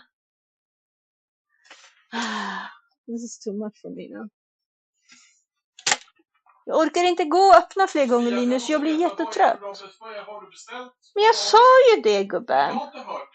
Ja, man vill bara ha ananas på pizzan som vanligt. De kallar det en Hawaii med bara ananas eller utan skinka eller whatever. Och jag har en kebabrulle som jag sa. Och så 2 Linus special. Ja. Och nu är jag jättetrött så jag orkar inte resa mig så mycket. 15 minuter, jag har redan sagt alltihopa. Men jag sa ju det innan jag ringde. Det är klart du vet, jag orkar inte det där. I'm annoyed. Because it hurts. I still have pain from... no more gallbladder in my body, so... done with that. But, yeah, so... holding this and calling. Will I manage? I don't think I will. Seriously, I have to. Yeah. I guess I'll be using the speaker. Or a headset. Yeah. Headset all the time. Because you can't actually hold the phone. What did ChatGPT say? Wait. So, approximately 157 grams. And 280. It doesn't sound that much. But this is so much more. It's just like 61 grams. Quite a bit heavier, yes. It feels like 4 times heavier. It feels like 4 times the volume, which it might be.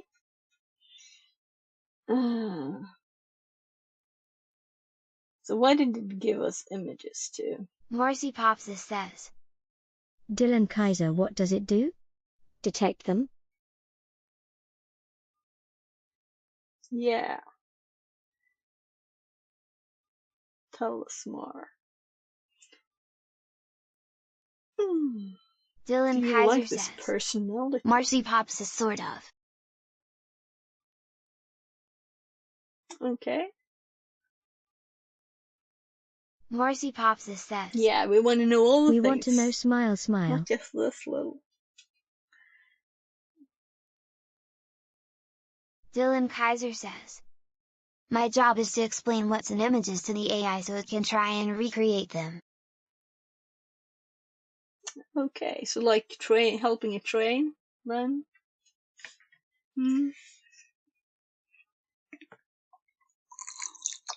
Yes, exactly.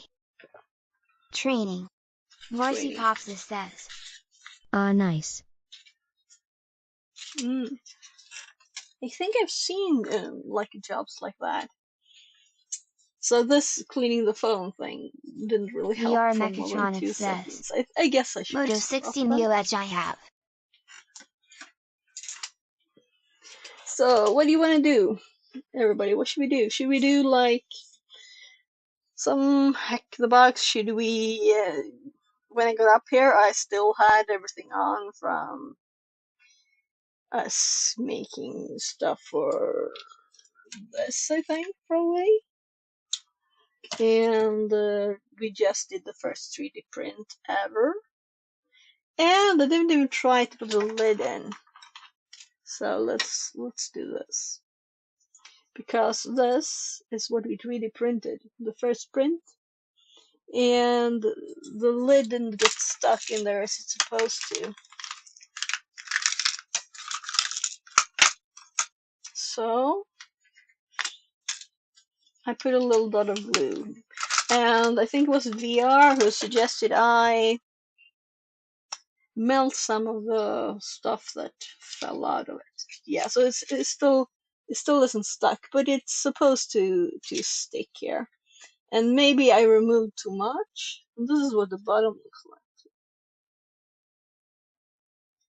and it's winter now, and my skin gets so damn dry. So I can get some more glue when it's dried now. Yes, actually, the last stream after that, I went to the hospital with pain again, but hopefully never more. Hopefully. So hopefully it was the gallbladder that was the bad guy, and I'm rid of it. So. The question is, what should we do? Except learning more about your job. Use a soldering iron and filament instead glue. Ooh, but I already put some glue there, right? So also, I kind of want to do stuff where I don't move a lot now, because going up and opening the door several times was too much. Yeah, I'm still a lot out of shape. I'm hoping that next week, maybe not Monday, maybe Monday, I will be able to go on a short walk at least. So,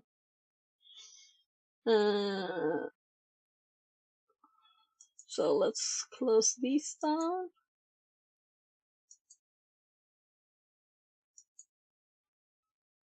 Yeah, this is me trying to Google that thing, retyping it, seeing if it's AI popped up. So,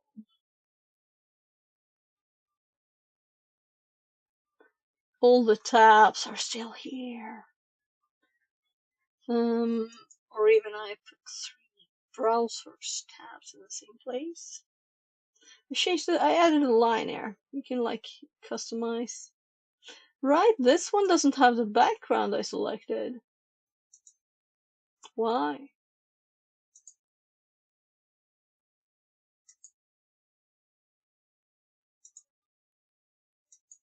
This, I think it's this one. I put on the laptop.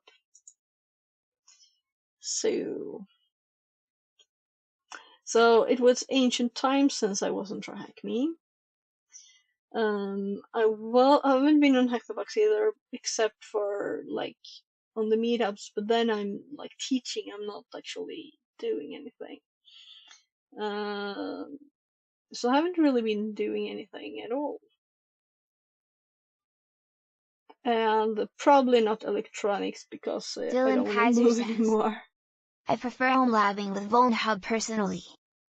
Okay, VulnHub. Let's go VulnHub.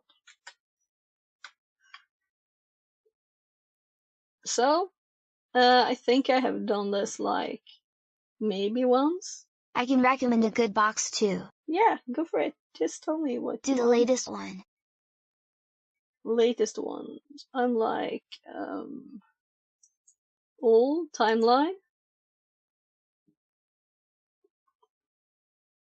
Timeline.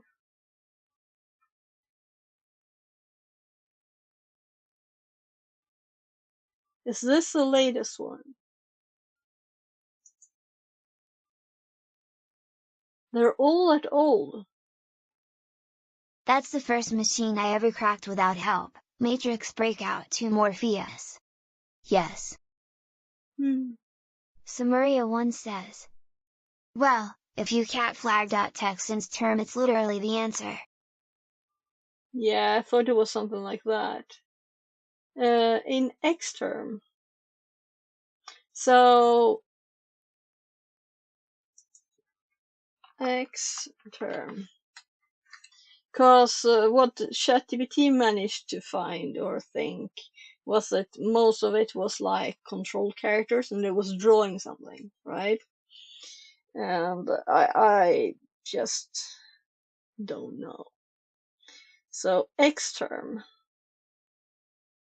So just start Xterm, and I probably should have it. Yup. Escape sequences. So the thing is, I have to switch screens manually since this phone is dead, that I usually control stream with, because I haven't had it plugged in since I haven't been here. Or rather, I've used the charger for other stuff. yeah, let's, I so, suggest yours term.js. I just quickly download its term and cat file and it's an image file. okay, okay. Yeah, then AI had better look than ChatGPT. I think I was ChatGPTing it for at least an hour. Probably more. Shh. It was like 2 a.m., so I was tired. So does this have it? Yeah. So, and oh my goodness. So, My eye was already trained on NerdData than XD.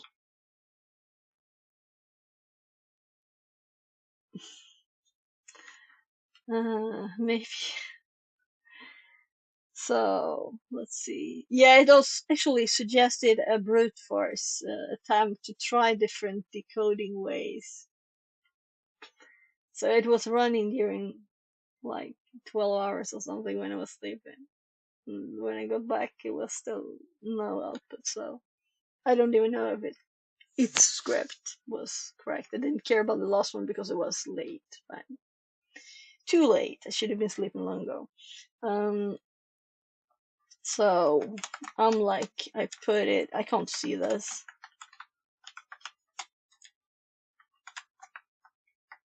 Yeah. Oh, that's nice of it. It could find lowercase d to uppercase d. So Xterm. Yeah, but that's not Xterm doing that. So I'm assuming this is Yep, CSH no, still. it also suggested a handmade renderer, but given how many people solved it should have been easier. Yeah, it should be like some kind of trick like that. Trick using a certain terminal emulator. Let's see now. What's the name of it? That's all the Python files, right? Flag parser, xthumb, solver. The solver thing is what it tried. The flag parser was more like my try. I tried. It looks like it's for it's 4 characters in bits, and for 7 of them, there's like a character we can read. So if I would run that, it will type those characters. But let's do this now. Let's just cat FL tab. Oh yeah, right now there's 2 because of that.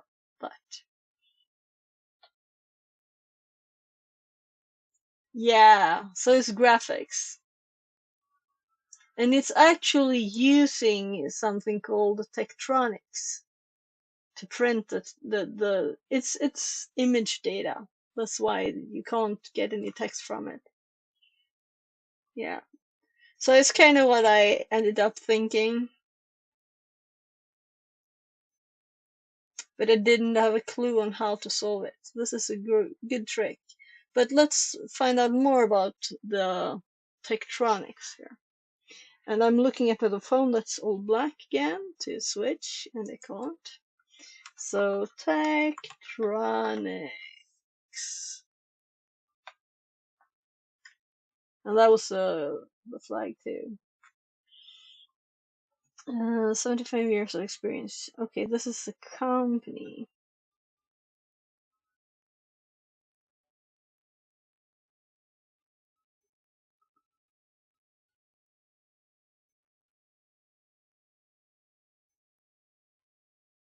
This is a company I bought my oscilloscope from.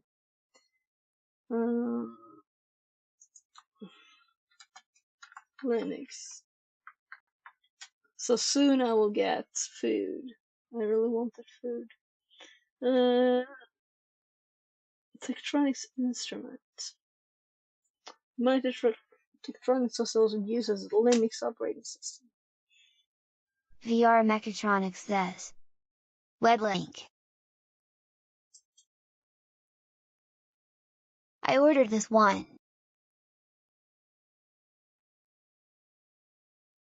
Mm.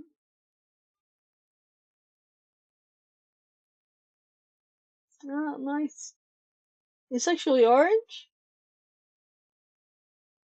So I kinda just want.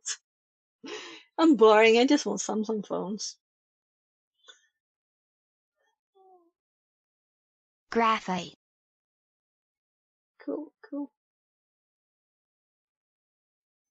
Yeah, that looks pretty. One reason I went with Samsung from the start, the reason I did select Samsung was because when I went looking for shells for this HTC C, there was nothing ever in any place. And in all the shelves where you looked at where there were like all of these kind of things, right? It was all just Apple and Samsung, right? So that's why I chose Samsung, because I want to have a big, lot of choices, right? And then I found ones with butterflies, purple ones. I had so many uh, nice ones. Yeah, and that matters for me. But the thing I'm worried about now, I was thinking about the size might be hard to use because it's big, but I didn't think about the weight would be this much. And it's just 60 grams more. And it shouldn't be that heavy, but it is intensely heavy. For me, it's mega heavy. And I think this is heavy. So if I'm talking on the phone and it's a long time, then I get tired in my arm. Yeah, seriously, that's so bad.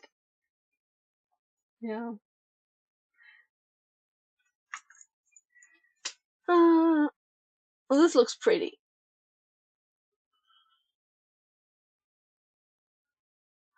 This one is smaller. It doesn't stick out of the pocket. Hmm. Yeah. So the reason I wanted a bigger screen, because that's the reason I got that one, is because I need glasses to see. If I'm looking at the calendar on my phone, I can't see anything if I don't have glasses now, and that's annoying. So I'm hoping to solve that problem. That's the reason I got a big one.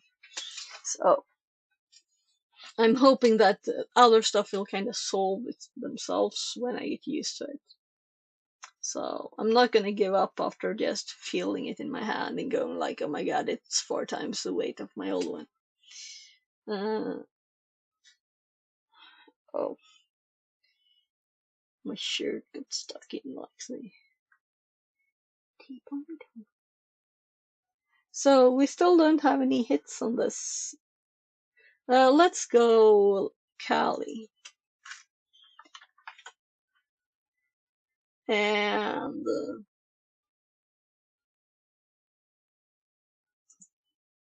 let's do like Cali tools.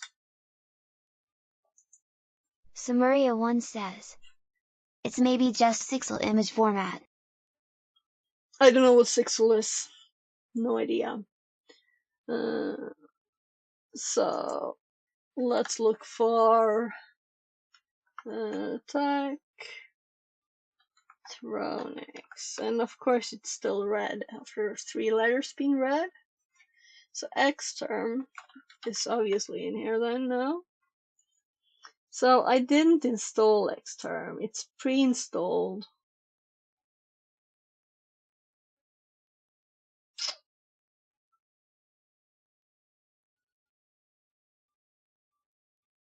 I'm like A, B, E, W, W, A, W, S. What's this order?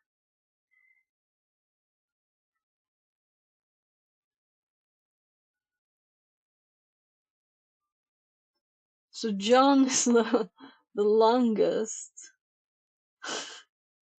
It's because of all the converters, of course, of course. I think I've used like 5 or something. I didn't know it was this many.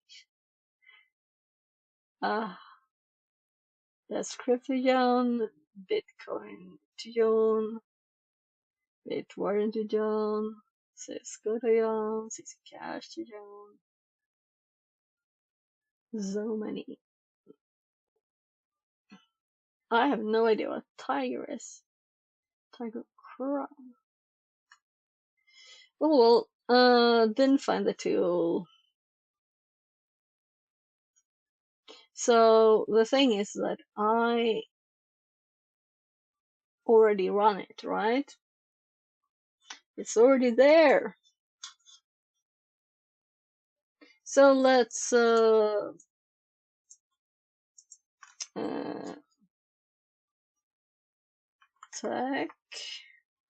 Tektronix, not found.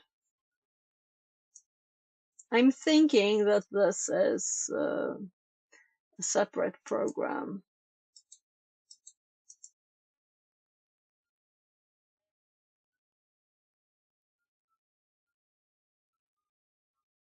Tech.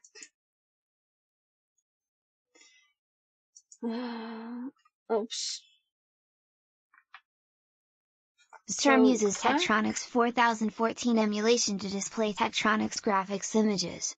This emulation allows the term to render vector-based graphics such as points and lines, but only in black and white, two colors, foreground and background.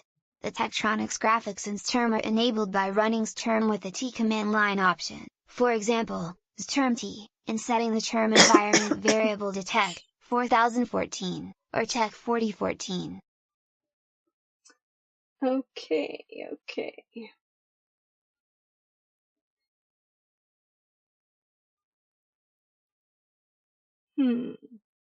So it's an actual terminal that works from this company then, probably.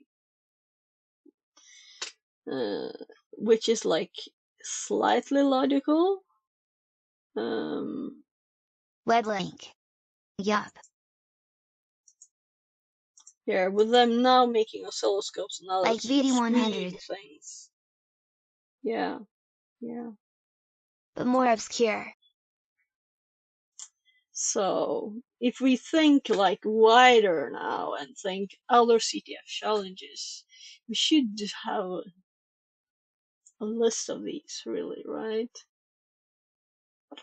So as we just got a file and information that it was old type of data. So how did Xterm know? How did it recognize this data?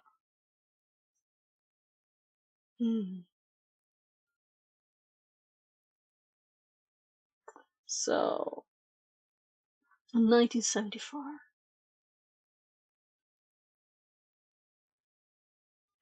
The pizza just arrived, meaning in my case, kebab roll.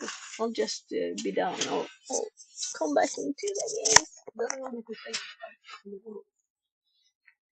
Oh, what? Right. Let's.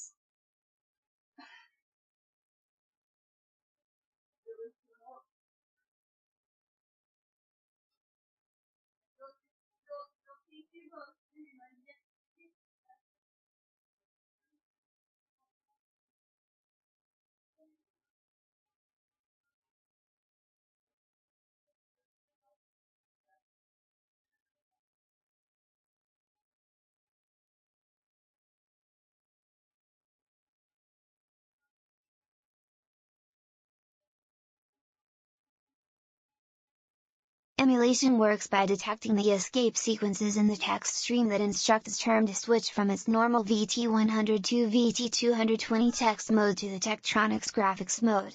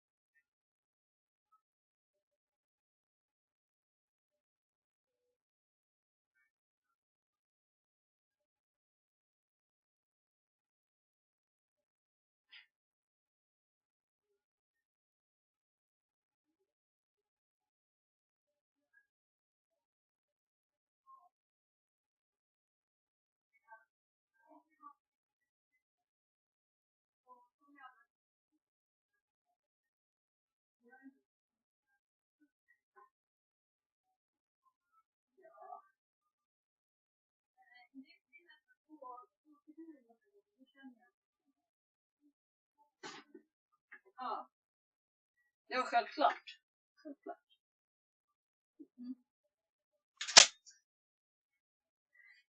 So I'm thinking, how tired am I? How tired am I?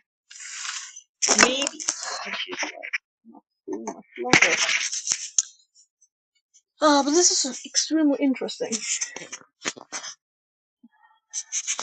Oh, you're on the wrong screen. So I opened the link. Emulation works by detecting the skip sequences in the text stream that instruct Xterm to switch from its normal text mode. Okay, so it's actually a special code that the VT normal ones understand, right? You really don't think much about the terminal emulation bit, right? This was like a wake-up thing. So we don't have to know it, but if I had been using another terminal, it would have been instant just to cat it. So why doesn't the normal terminal in Kali detect this, right? So if we cat this in here, I thought about this, that it actually shows it differently, right? So I've never thought about the name of it. It's called Qt. So Qt's plus toolkit for It's not emulating cross-platform. Tech 4014, surely.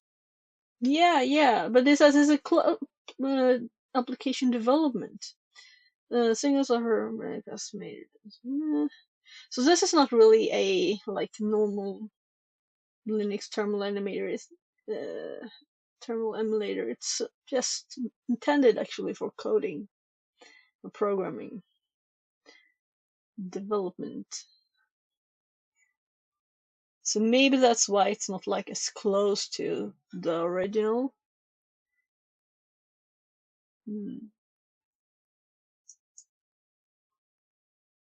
So do I even have?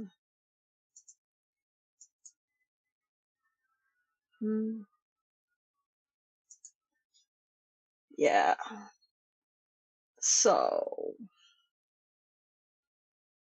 I'm thinking maybe I should just eat and I'll stream more another day or maybe later today. So it was so long since I streamed now. Let's see if someone is online. I shouldn't overdo it, you know. So we have Anti-Siphon, we have Jan Hammond, we have also Nemax, and I think Ritzek. I don't know who is that. Let's just open everybody.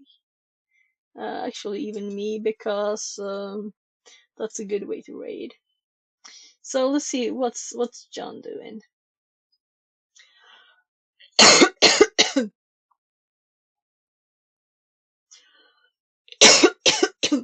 So I'm quite tired. Oh, it's annoying to be tired from not doing much.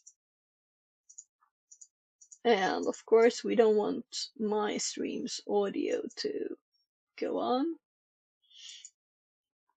And the Siphon is great, but also they will never notice a raid. It's always more fun if people notice that you're raiding them. And what they're doing. What are they doing? Command and con. Build your own threat hunting lab from home. Sounds kind of cool. Career questions with, yeah. So we could always look at this on YouTube later, right? So, though you could always ask questions. Oh right, I think I've been to this one before, and it's usually just a still screen. So let's skip that one. I'm kind of thinking we'll go with Command and Convo, building your own threat hunting home lab. Sounds kind of nice, right? So, Anti-Siphon, I should be able to spell that. And do you think I remember how to do this? And of course, I'll send the link to YouTube too. So let's do this, and I'll rest watching something. I'm hopping back to marvelous. Path of Exile streamers the next GD. Pandatone says. Okay, Catch okay. you later. Yeah. Samaria1 says. Have We'll a pleasant see. evening. I hope to be streaming Monday again. And Pandatone maybe even says. walking a little bit. Have Have a great weekend, everybody. And good luck with Black Friday shopping. Maybe? Bye bye. So, should I click? Should I click? Let's click. Thank you very much for being here. I had a great time. I'm just too tired to continue. It's annoying to be tired when you're usually not tired.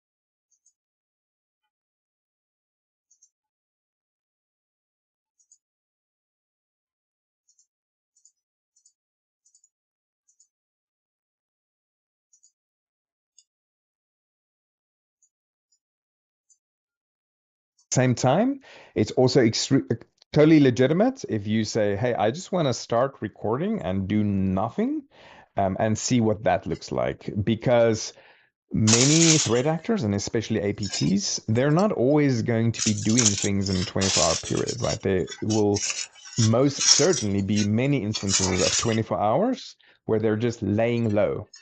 And so by not doing anything, that's going to give you a more accurate idea of what laying low looks like. And you can obviously also do that as a baseline and then perform different variations in which you do something in this period.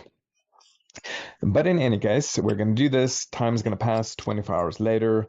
And now, step 6, we're done. Remember, the trace file's recorded. I have a 24-hour PCAP. So I'm now going to transfer this to my analysis machine, that is the C2 server. Then using Zeek, we can generate Zeek logs from the PCAP. We can import it into Rita. And at that point, like I say there, now the hunt begins, right? We've done the setup, we've done the entire threat simulation, we have our data, and now it's the fun part, really. Now we can use all our different tools to see what did the thing we do, how does that translate into the actual data we've recorded. Cool. So let's do our live demo, friends. Keith, no questions yet? No, actually, it's actually been really good on Discord where Cool. there's been good questions and also good answers. So Okay. There's been a lot of activity on Discord, but it's been good that we've been getting good answers both from everyone involved and from Herman. I would like to mention one that came from Kafgar, which I don't know if it's more of a question or it's more of a, I guess, more of a comment just for you to looking for your opinion. But sure. He was asking you to say, he's saying, given the emergence of many C2 frameworks, does that have something to do with hash info, request size, and jitter options, etc.? Which I would say that actually the emergence of many C2 frameworks are for many, many reasons. Oh, okay. So why? It really, I would say it has, it is for many reasons, and it's almost personal to each creator. Just remember, though, the C2 framework that today in 2025 is by far still used the most is one of the oldest. It's Cobalt Strike, right? A lot of these new ones that are being created aren't even really being used that much. If I think of Havoc, that's created by a dude named Spider, and then there's now Adaptix. There's a little Discord group of the creator. I could tell a lot of these they're kind of pet projects. They're really people that just want to set out to create a C2 framework and often then, yes, integrate new features that they don't see available. The main thing that you have to keep in mind as well is that building an entire C2 framework is a lot of work. But the only thing that kind of really gets caught and signatured and needs to change and evolve constantly is the agent, right? That's the part that runs on the target machine. And so that's why, you know, as you probably know, for most organizations, they'll really customize the agent part a lot. Whereas for the server, you know, nobody's signaturing your server per se. And I would say that's almost also what was the impetus, I think, behind. So Cody Thomas, he's at It's a Feature. He's the creator of Mythic. He works at SpectreOps. And from what I understand of interviews that I've heard from him, that was kind of the impetus of that is let me create a really, really good solid backend and design it in a way where you're completely empowered to create your own agents. Because again, agents get signatured, and especially if it's an open source project that goes up on GitHub, 100%, totally, completely signatured almost immediately, right? So yeah, Kafka, I maybe you can tell I'm pretty passionate about this. I can go down this rabbit hole quite a lot with you. But I would say you're partially correct, right? But one more thing that I maybe want to add is I do find a lot of the C2 frameworks, you know, you are mentioning specifically the request side and jitter options and stuff like that. A lot of them I find actually aren't that concerned with the network evasion behavior part as more than the endpoint. So specifically Havok and Adaptix, I can see they were really created way more to do with evasion on the endpoint than any special fancy kind of network evasion characteristics. The only one I feel like that came out that really put a lot of emphasis on that was Merlin, was created by Neon Dog, who also works at SpectreOps, actually. He, I find, was really innovative in kind of that realm. But yeah, that's a cool and interesting question that we can like unpack. And I have just a couple more in the meantime, and I know we need to kind of get moving on the lab portion here, but Vinyo is saying, I would like to automate much of the steps of making this kind of threat hunting lab. Do you think that the installation steps could be automated by Ansible?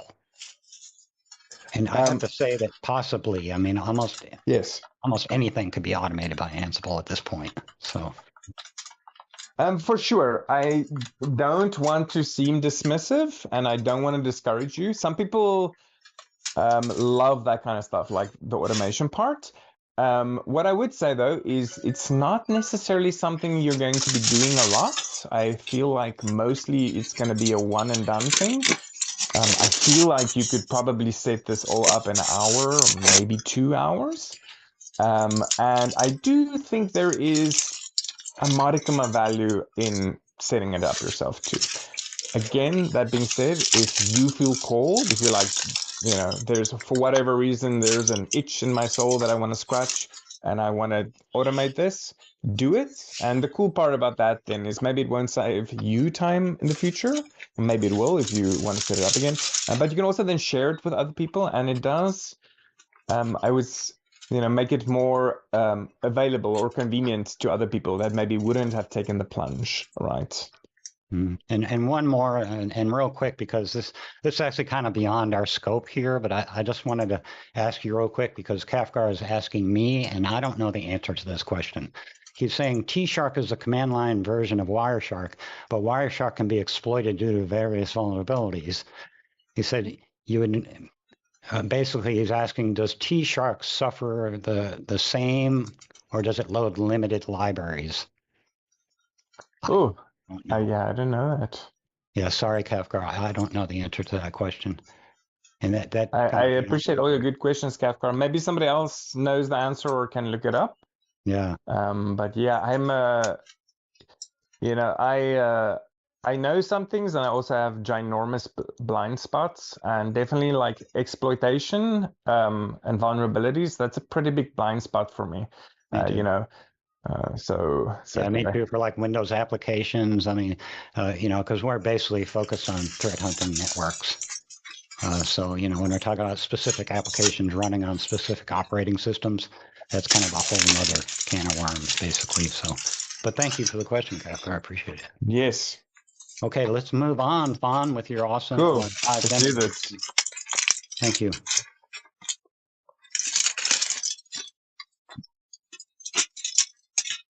Oh, and real quick, Betty has actually responded and said, I just want everybody to hear this, that T-Shark loads the same libraries as Wireshark.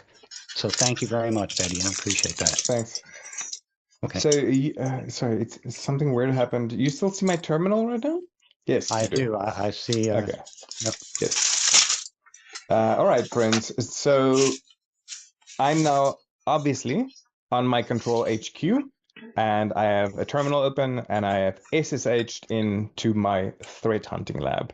Now, I want to tell you guys, you are going to see the public IP of this threat hunting lab being exposed, and you might think, what a noob. A, you need my private key to SSH in, and B, right after this webcast, we're going to nuke this. So if you're watching this video on YouTube, you know, you can have fun trying to get in there, but it's really not going to work, right? You're going to brute force somebody else, probably. So this is now the machine that we have Sliver installed in, and I'm just going to run this command quickly to show you that it's actually also running as a service, right, on my Linux machine. And the way to start Sliver is simply by typing Sliver. And remember, as I showed you in the slides, I ran one command. After that, now I can just type Sliver and go into it. And I can type clear like with a regular terminal. And obviously right now, this is the client and the server kind of rolled into one, right?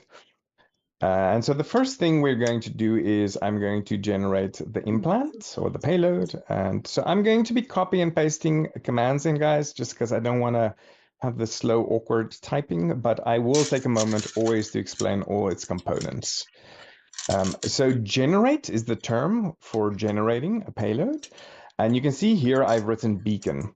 Now, you have two types of payload in Sliver. You have a beacon, which is, as many of we know, has delay and jitter, right? It's asynchronous, it goes to sleep, it reconnects. Or you can have what Moloch calls interactive, and interactive just means it's a persistent, like long-lived connection.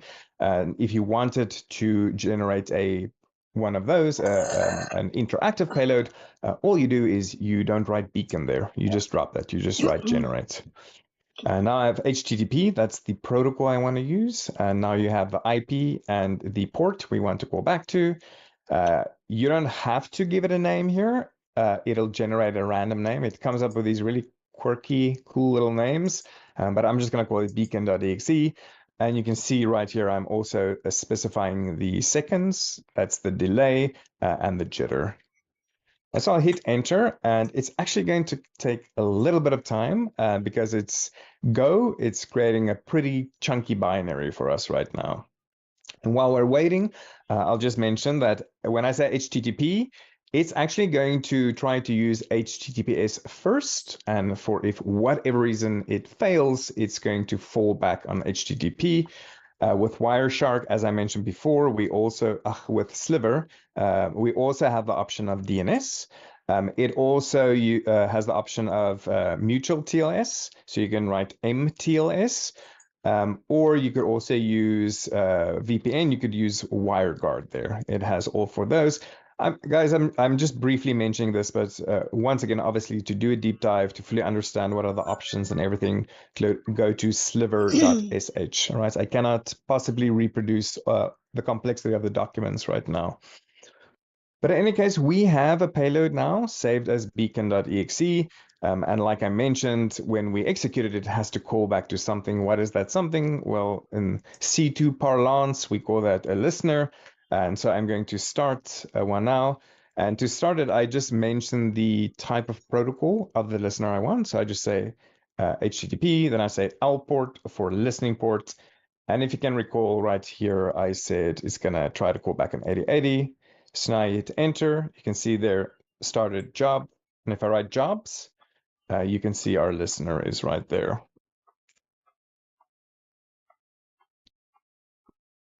So the next thing now is we want to transfer this to our victim. I'm going to go to a different tab here. This tab, this is still the C2 machine. I just want to show you when I hit LS that there is the beacon we generated, right? And that this is the path, home F for us. I'm going to switch to another tab now. Now, this tab, now I'm on Control HQ. I have not SSH'd into the C2 server. We're now in the middle machine, right? And so now what I want to do is I want to use SCP, and I'm going to just hit paste there. And I'm going to copy beacon.exe, the one I just showed you, remember, from the C2 server machine to this machine. Now with SCP, I could actually just say this if the name doesn't change. I just did the full name just so it's easier for some people to see and understand and not get too cryptic, right? So I'm going to hit enter. It's going to copy it, and you can see glorious 17 megabyte payload there because the Go runtime essentially. And I've pulled it now from the C2 server onto Control HQ. Now I want to push it onto the victim machine, right? And so I'm going to run another SCP command, source destination, right? C2 server this machine. So just hit Control V again. Now source, the file I just copied here, destination. This Teresa at 192.168.2.88, this is my victim machine. It's another machine on the same switch on my LAN, intentionally vulnerable window machine. And I'll hit enter and it's copying it over. And you can see it's much quicker, obviously, because it's on the LAN, right? So I'm going to switch over now. And this is just a, as you can see there, Microsoft Remote Desktop. This is just a MS RDP session on my Mac. I just went over to it. And now this gives me access to this window machine. And you can see right there, I have beacon. And this is obviously the file we just copied over, right? And so the first thing I want to do is I want to run a Wireshark command. And I'm going to run the following command. Actually, I just also want to point out that this has to be an administrator shell in order to give me access to the interface, right, to allow me to record. If you don't know how to do that, if you usually open terminal, it will not be an administrator. There's probably different ways to do this. I just do it by right-clicking on PowerShell and then just say run as administrator, right? In any case, I'm going to hit Control V. And since Wireshark folder is in my path, I can run from anywhere. You can see here the name of my interface is Ethernet. Yours might be Ethernet. Yours might not be Ethernet. How do you know what's the name of your interface? Well, if I run ipconfig and I go up and you can see here Ethernet adapter Ethernet. So I know that's the name of mine. If yours says platypus here, then your interface here will be platypus, right? And now I'm going to say the duration. So I'm basically going to tell T-Shark start recording a PCAP until this amount of time has elapsed. What is that amount of time? 24 hours, but we're measuring it in seconds. So it's 86,400 seconds. Where do I want to save it to? I'm going to save it to desktop. This is just a naming convention that I follow, but you're obviously free to name it whatever you want. I like to have the dates, the name of the malware or C2 framework I'm using, the protocol or maybe some other defining characteristic, which is kind of like informing the question I'm trying to ask, and then the duration, 24 hour. And now if I hit enter, you can see that, and those numbers, those are the packets now being recorded, right? And you can see here on the desktop too, a new file appeared, and that is the file. So it's now going to go, and it's going to run for 24 hours. And so next, I'm just going to clear this, and you can see we're on desktop. So now, fingers crossed, sometimes these things don't work as they should, but fingers crossed, if I hit beacon, you see nothing happens, but that's to be expected. But now hopefully when I go back here and I go into Sliver, we can see actually it has worked. And remember I said Sliver gives it these quirky names. This one is called indirect meteorology, right? So that's the name it's given it. So now if I write beacons, you can see my beacon is right there. Last check-in was 4 seconds ago. Next one will be in 15 seconds. I'm just going to hit clear and I'll write beacons again, just so it's at the top. So now how do I use it? How do I interact with it? Well, all I do is I write use, and you can see here the ID says DB7. That's just the first part of a UUID. But if I write like DB and hit tab, it's going to complete it. It's going to write the entire UUID. Now when I hit enter, you can see here indirect meteorology, and I'm now interacting with the beacon on the endpoint. So for example, if I just hit PWD, it's going to task it. Why don't I get the answer straight away? Well, the reason, of course, is it's a beacon. It's queued the job now, but it has to wait for the agent to check in again to actually run the command and return the answer. So this might take a few seconds.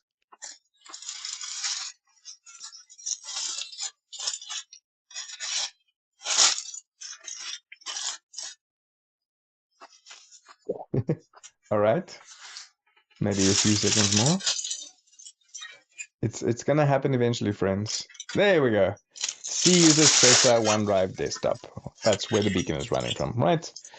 And so that's all I want to do now at this point. I just wanted to confirm to myself it's running. Another thing is an application I absolutely love is called a System Informer. And if you go here, we can see the process beacon.exe. And if I double click here and I go to network, you can actually see the network, data being sent in both directions. It'll also give you a whole lot of other interesting info about the actual process. Unfortunately, we can't cover that today, but I just wanted to mention that as something that I would definitely recommend you install and play around with as well. One of my favorite tools. But in any case, remember when I showed you the SpongeBob meme a few moments later? So, that's happening now. So 24 hours later, this will have finished, and we now have a PCAP. Now, obviously, in this case, we can't make that happen. So I have this example.pcap.ng right here. This is from a previous simulation that I ran. And so let's just put our imagination hats on and pretend time passed. We have our PCAP, and in this case, the one that we're interested in actually is example.pcap.ng. So I'm going to switch back to a terminal tab, which is once again Control HQ. I'm now in Control HQ. Remember before I pulled the beacon from the C2 server, pushed it to the victim. Now I'm just going to pull the pcap.ng from the victim and push it to the C2 server. Why? Because Rita is on that machine. If your Rita is not on that machine, you obviously just copy it to wherever Rita is. So I'm going to copy and paste, and once again we have source and we have destination. And source is the example.pcap.ng I just showed you, and I'm just saying just copy it right here. I'll delete it afterwards, it doesn't really matter, and I'll hit enter. And it's 165 megabytes, took about 1 second. And so now what we want to do is we want to push it to the Rita machine. So the final time I'll run SCP source, example pcap.ng, destination, FROS, my C2 server Ubuntu Cloud VM. And you can also just take note, I created a folder there called example, and I'm putting it inside of example. And this is going to take a little bit longer. It's sending it external now over SSH, but after about 8 seconds, I think something 7 seconds, it should have sent it. And so now let's go to another tab. Where am I now? I'm now once again on the C2 server machine. And if I hit ls, you can see right there's the beacon we created, but also example. Let's say cd example, and if I hit ls again, we can see example.pcap.ng. So now what I want to do is I want to convert the pcap.ng into Zeek log files. Now, the way I'm going to do it here is I'm going to run Zeek, and I'm going to say read pcap, and then example. Actually, before I do that, just so we do a bit of tidying, I'm going to just say make dir Zeek, right? So we just have this folder to copy into. So I'll say Zeek read pcap example, and where do I want to output it? I just want to put it in Zeek. I don't want it all just jumbled together in one folder. And I'll hit enter. My password. This is going to take a few seconds as well. So while we're waiting, I'll mention to you that this read pcap, this is specific to the active countermeasures Docker container version of Zeek. If you installed regular Zeek, quote unquote, from the instructions from the actual book of Zeek and things like that, you would not say read pcap. The command would be the exact same, but instead of saying read pcap, you'll just say -r, right, for read. Rest is all the same. So now if I say ls Zeek, now we can see we have all our logs there. And so now that we have our logs, the next thing we want to do is import it into Rita. To do this, I'll say Rita import. I'm not very used to this. And it wants two arguments. The first is the name of the database. This is a name I'm making up now. OBS? I can, without using weird characters, call it anything. But the name I give it now, once I want to look at it in Rita, that's going to be the name inside of Rita, right? So let's just say sliver example. And then the second argument, obviously, is where are the Zeek logs you want me to process and import into Rita as sliver example. And this will be logs. And of course, we just outputted them to Zeek. And so I'll run that, and this will also take a few seconds. And we see it's done, so I'll clear. And now to look at it in Rita, I'll just go Rita view and sliver, and it was sliver example, right? Yeah. You could also just write Rita view, and it will actually show you all the databases you imported. But here you can now obviously see the data. Law 68 CK 681. All right, friends, and so that's really essentially it.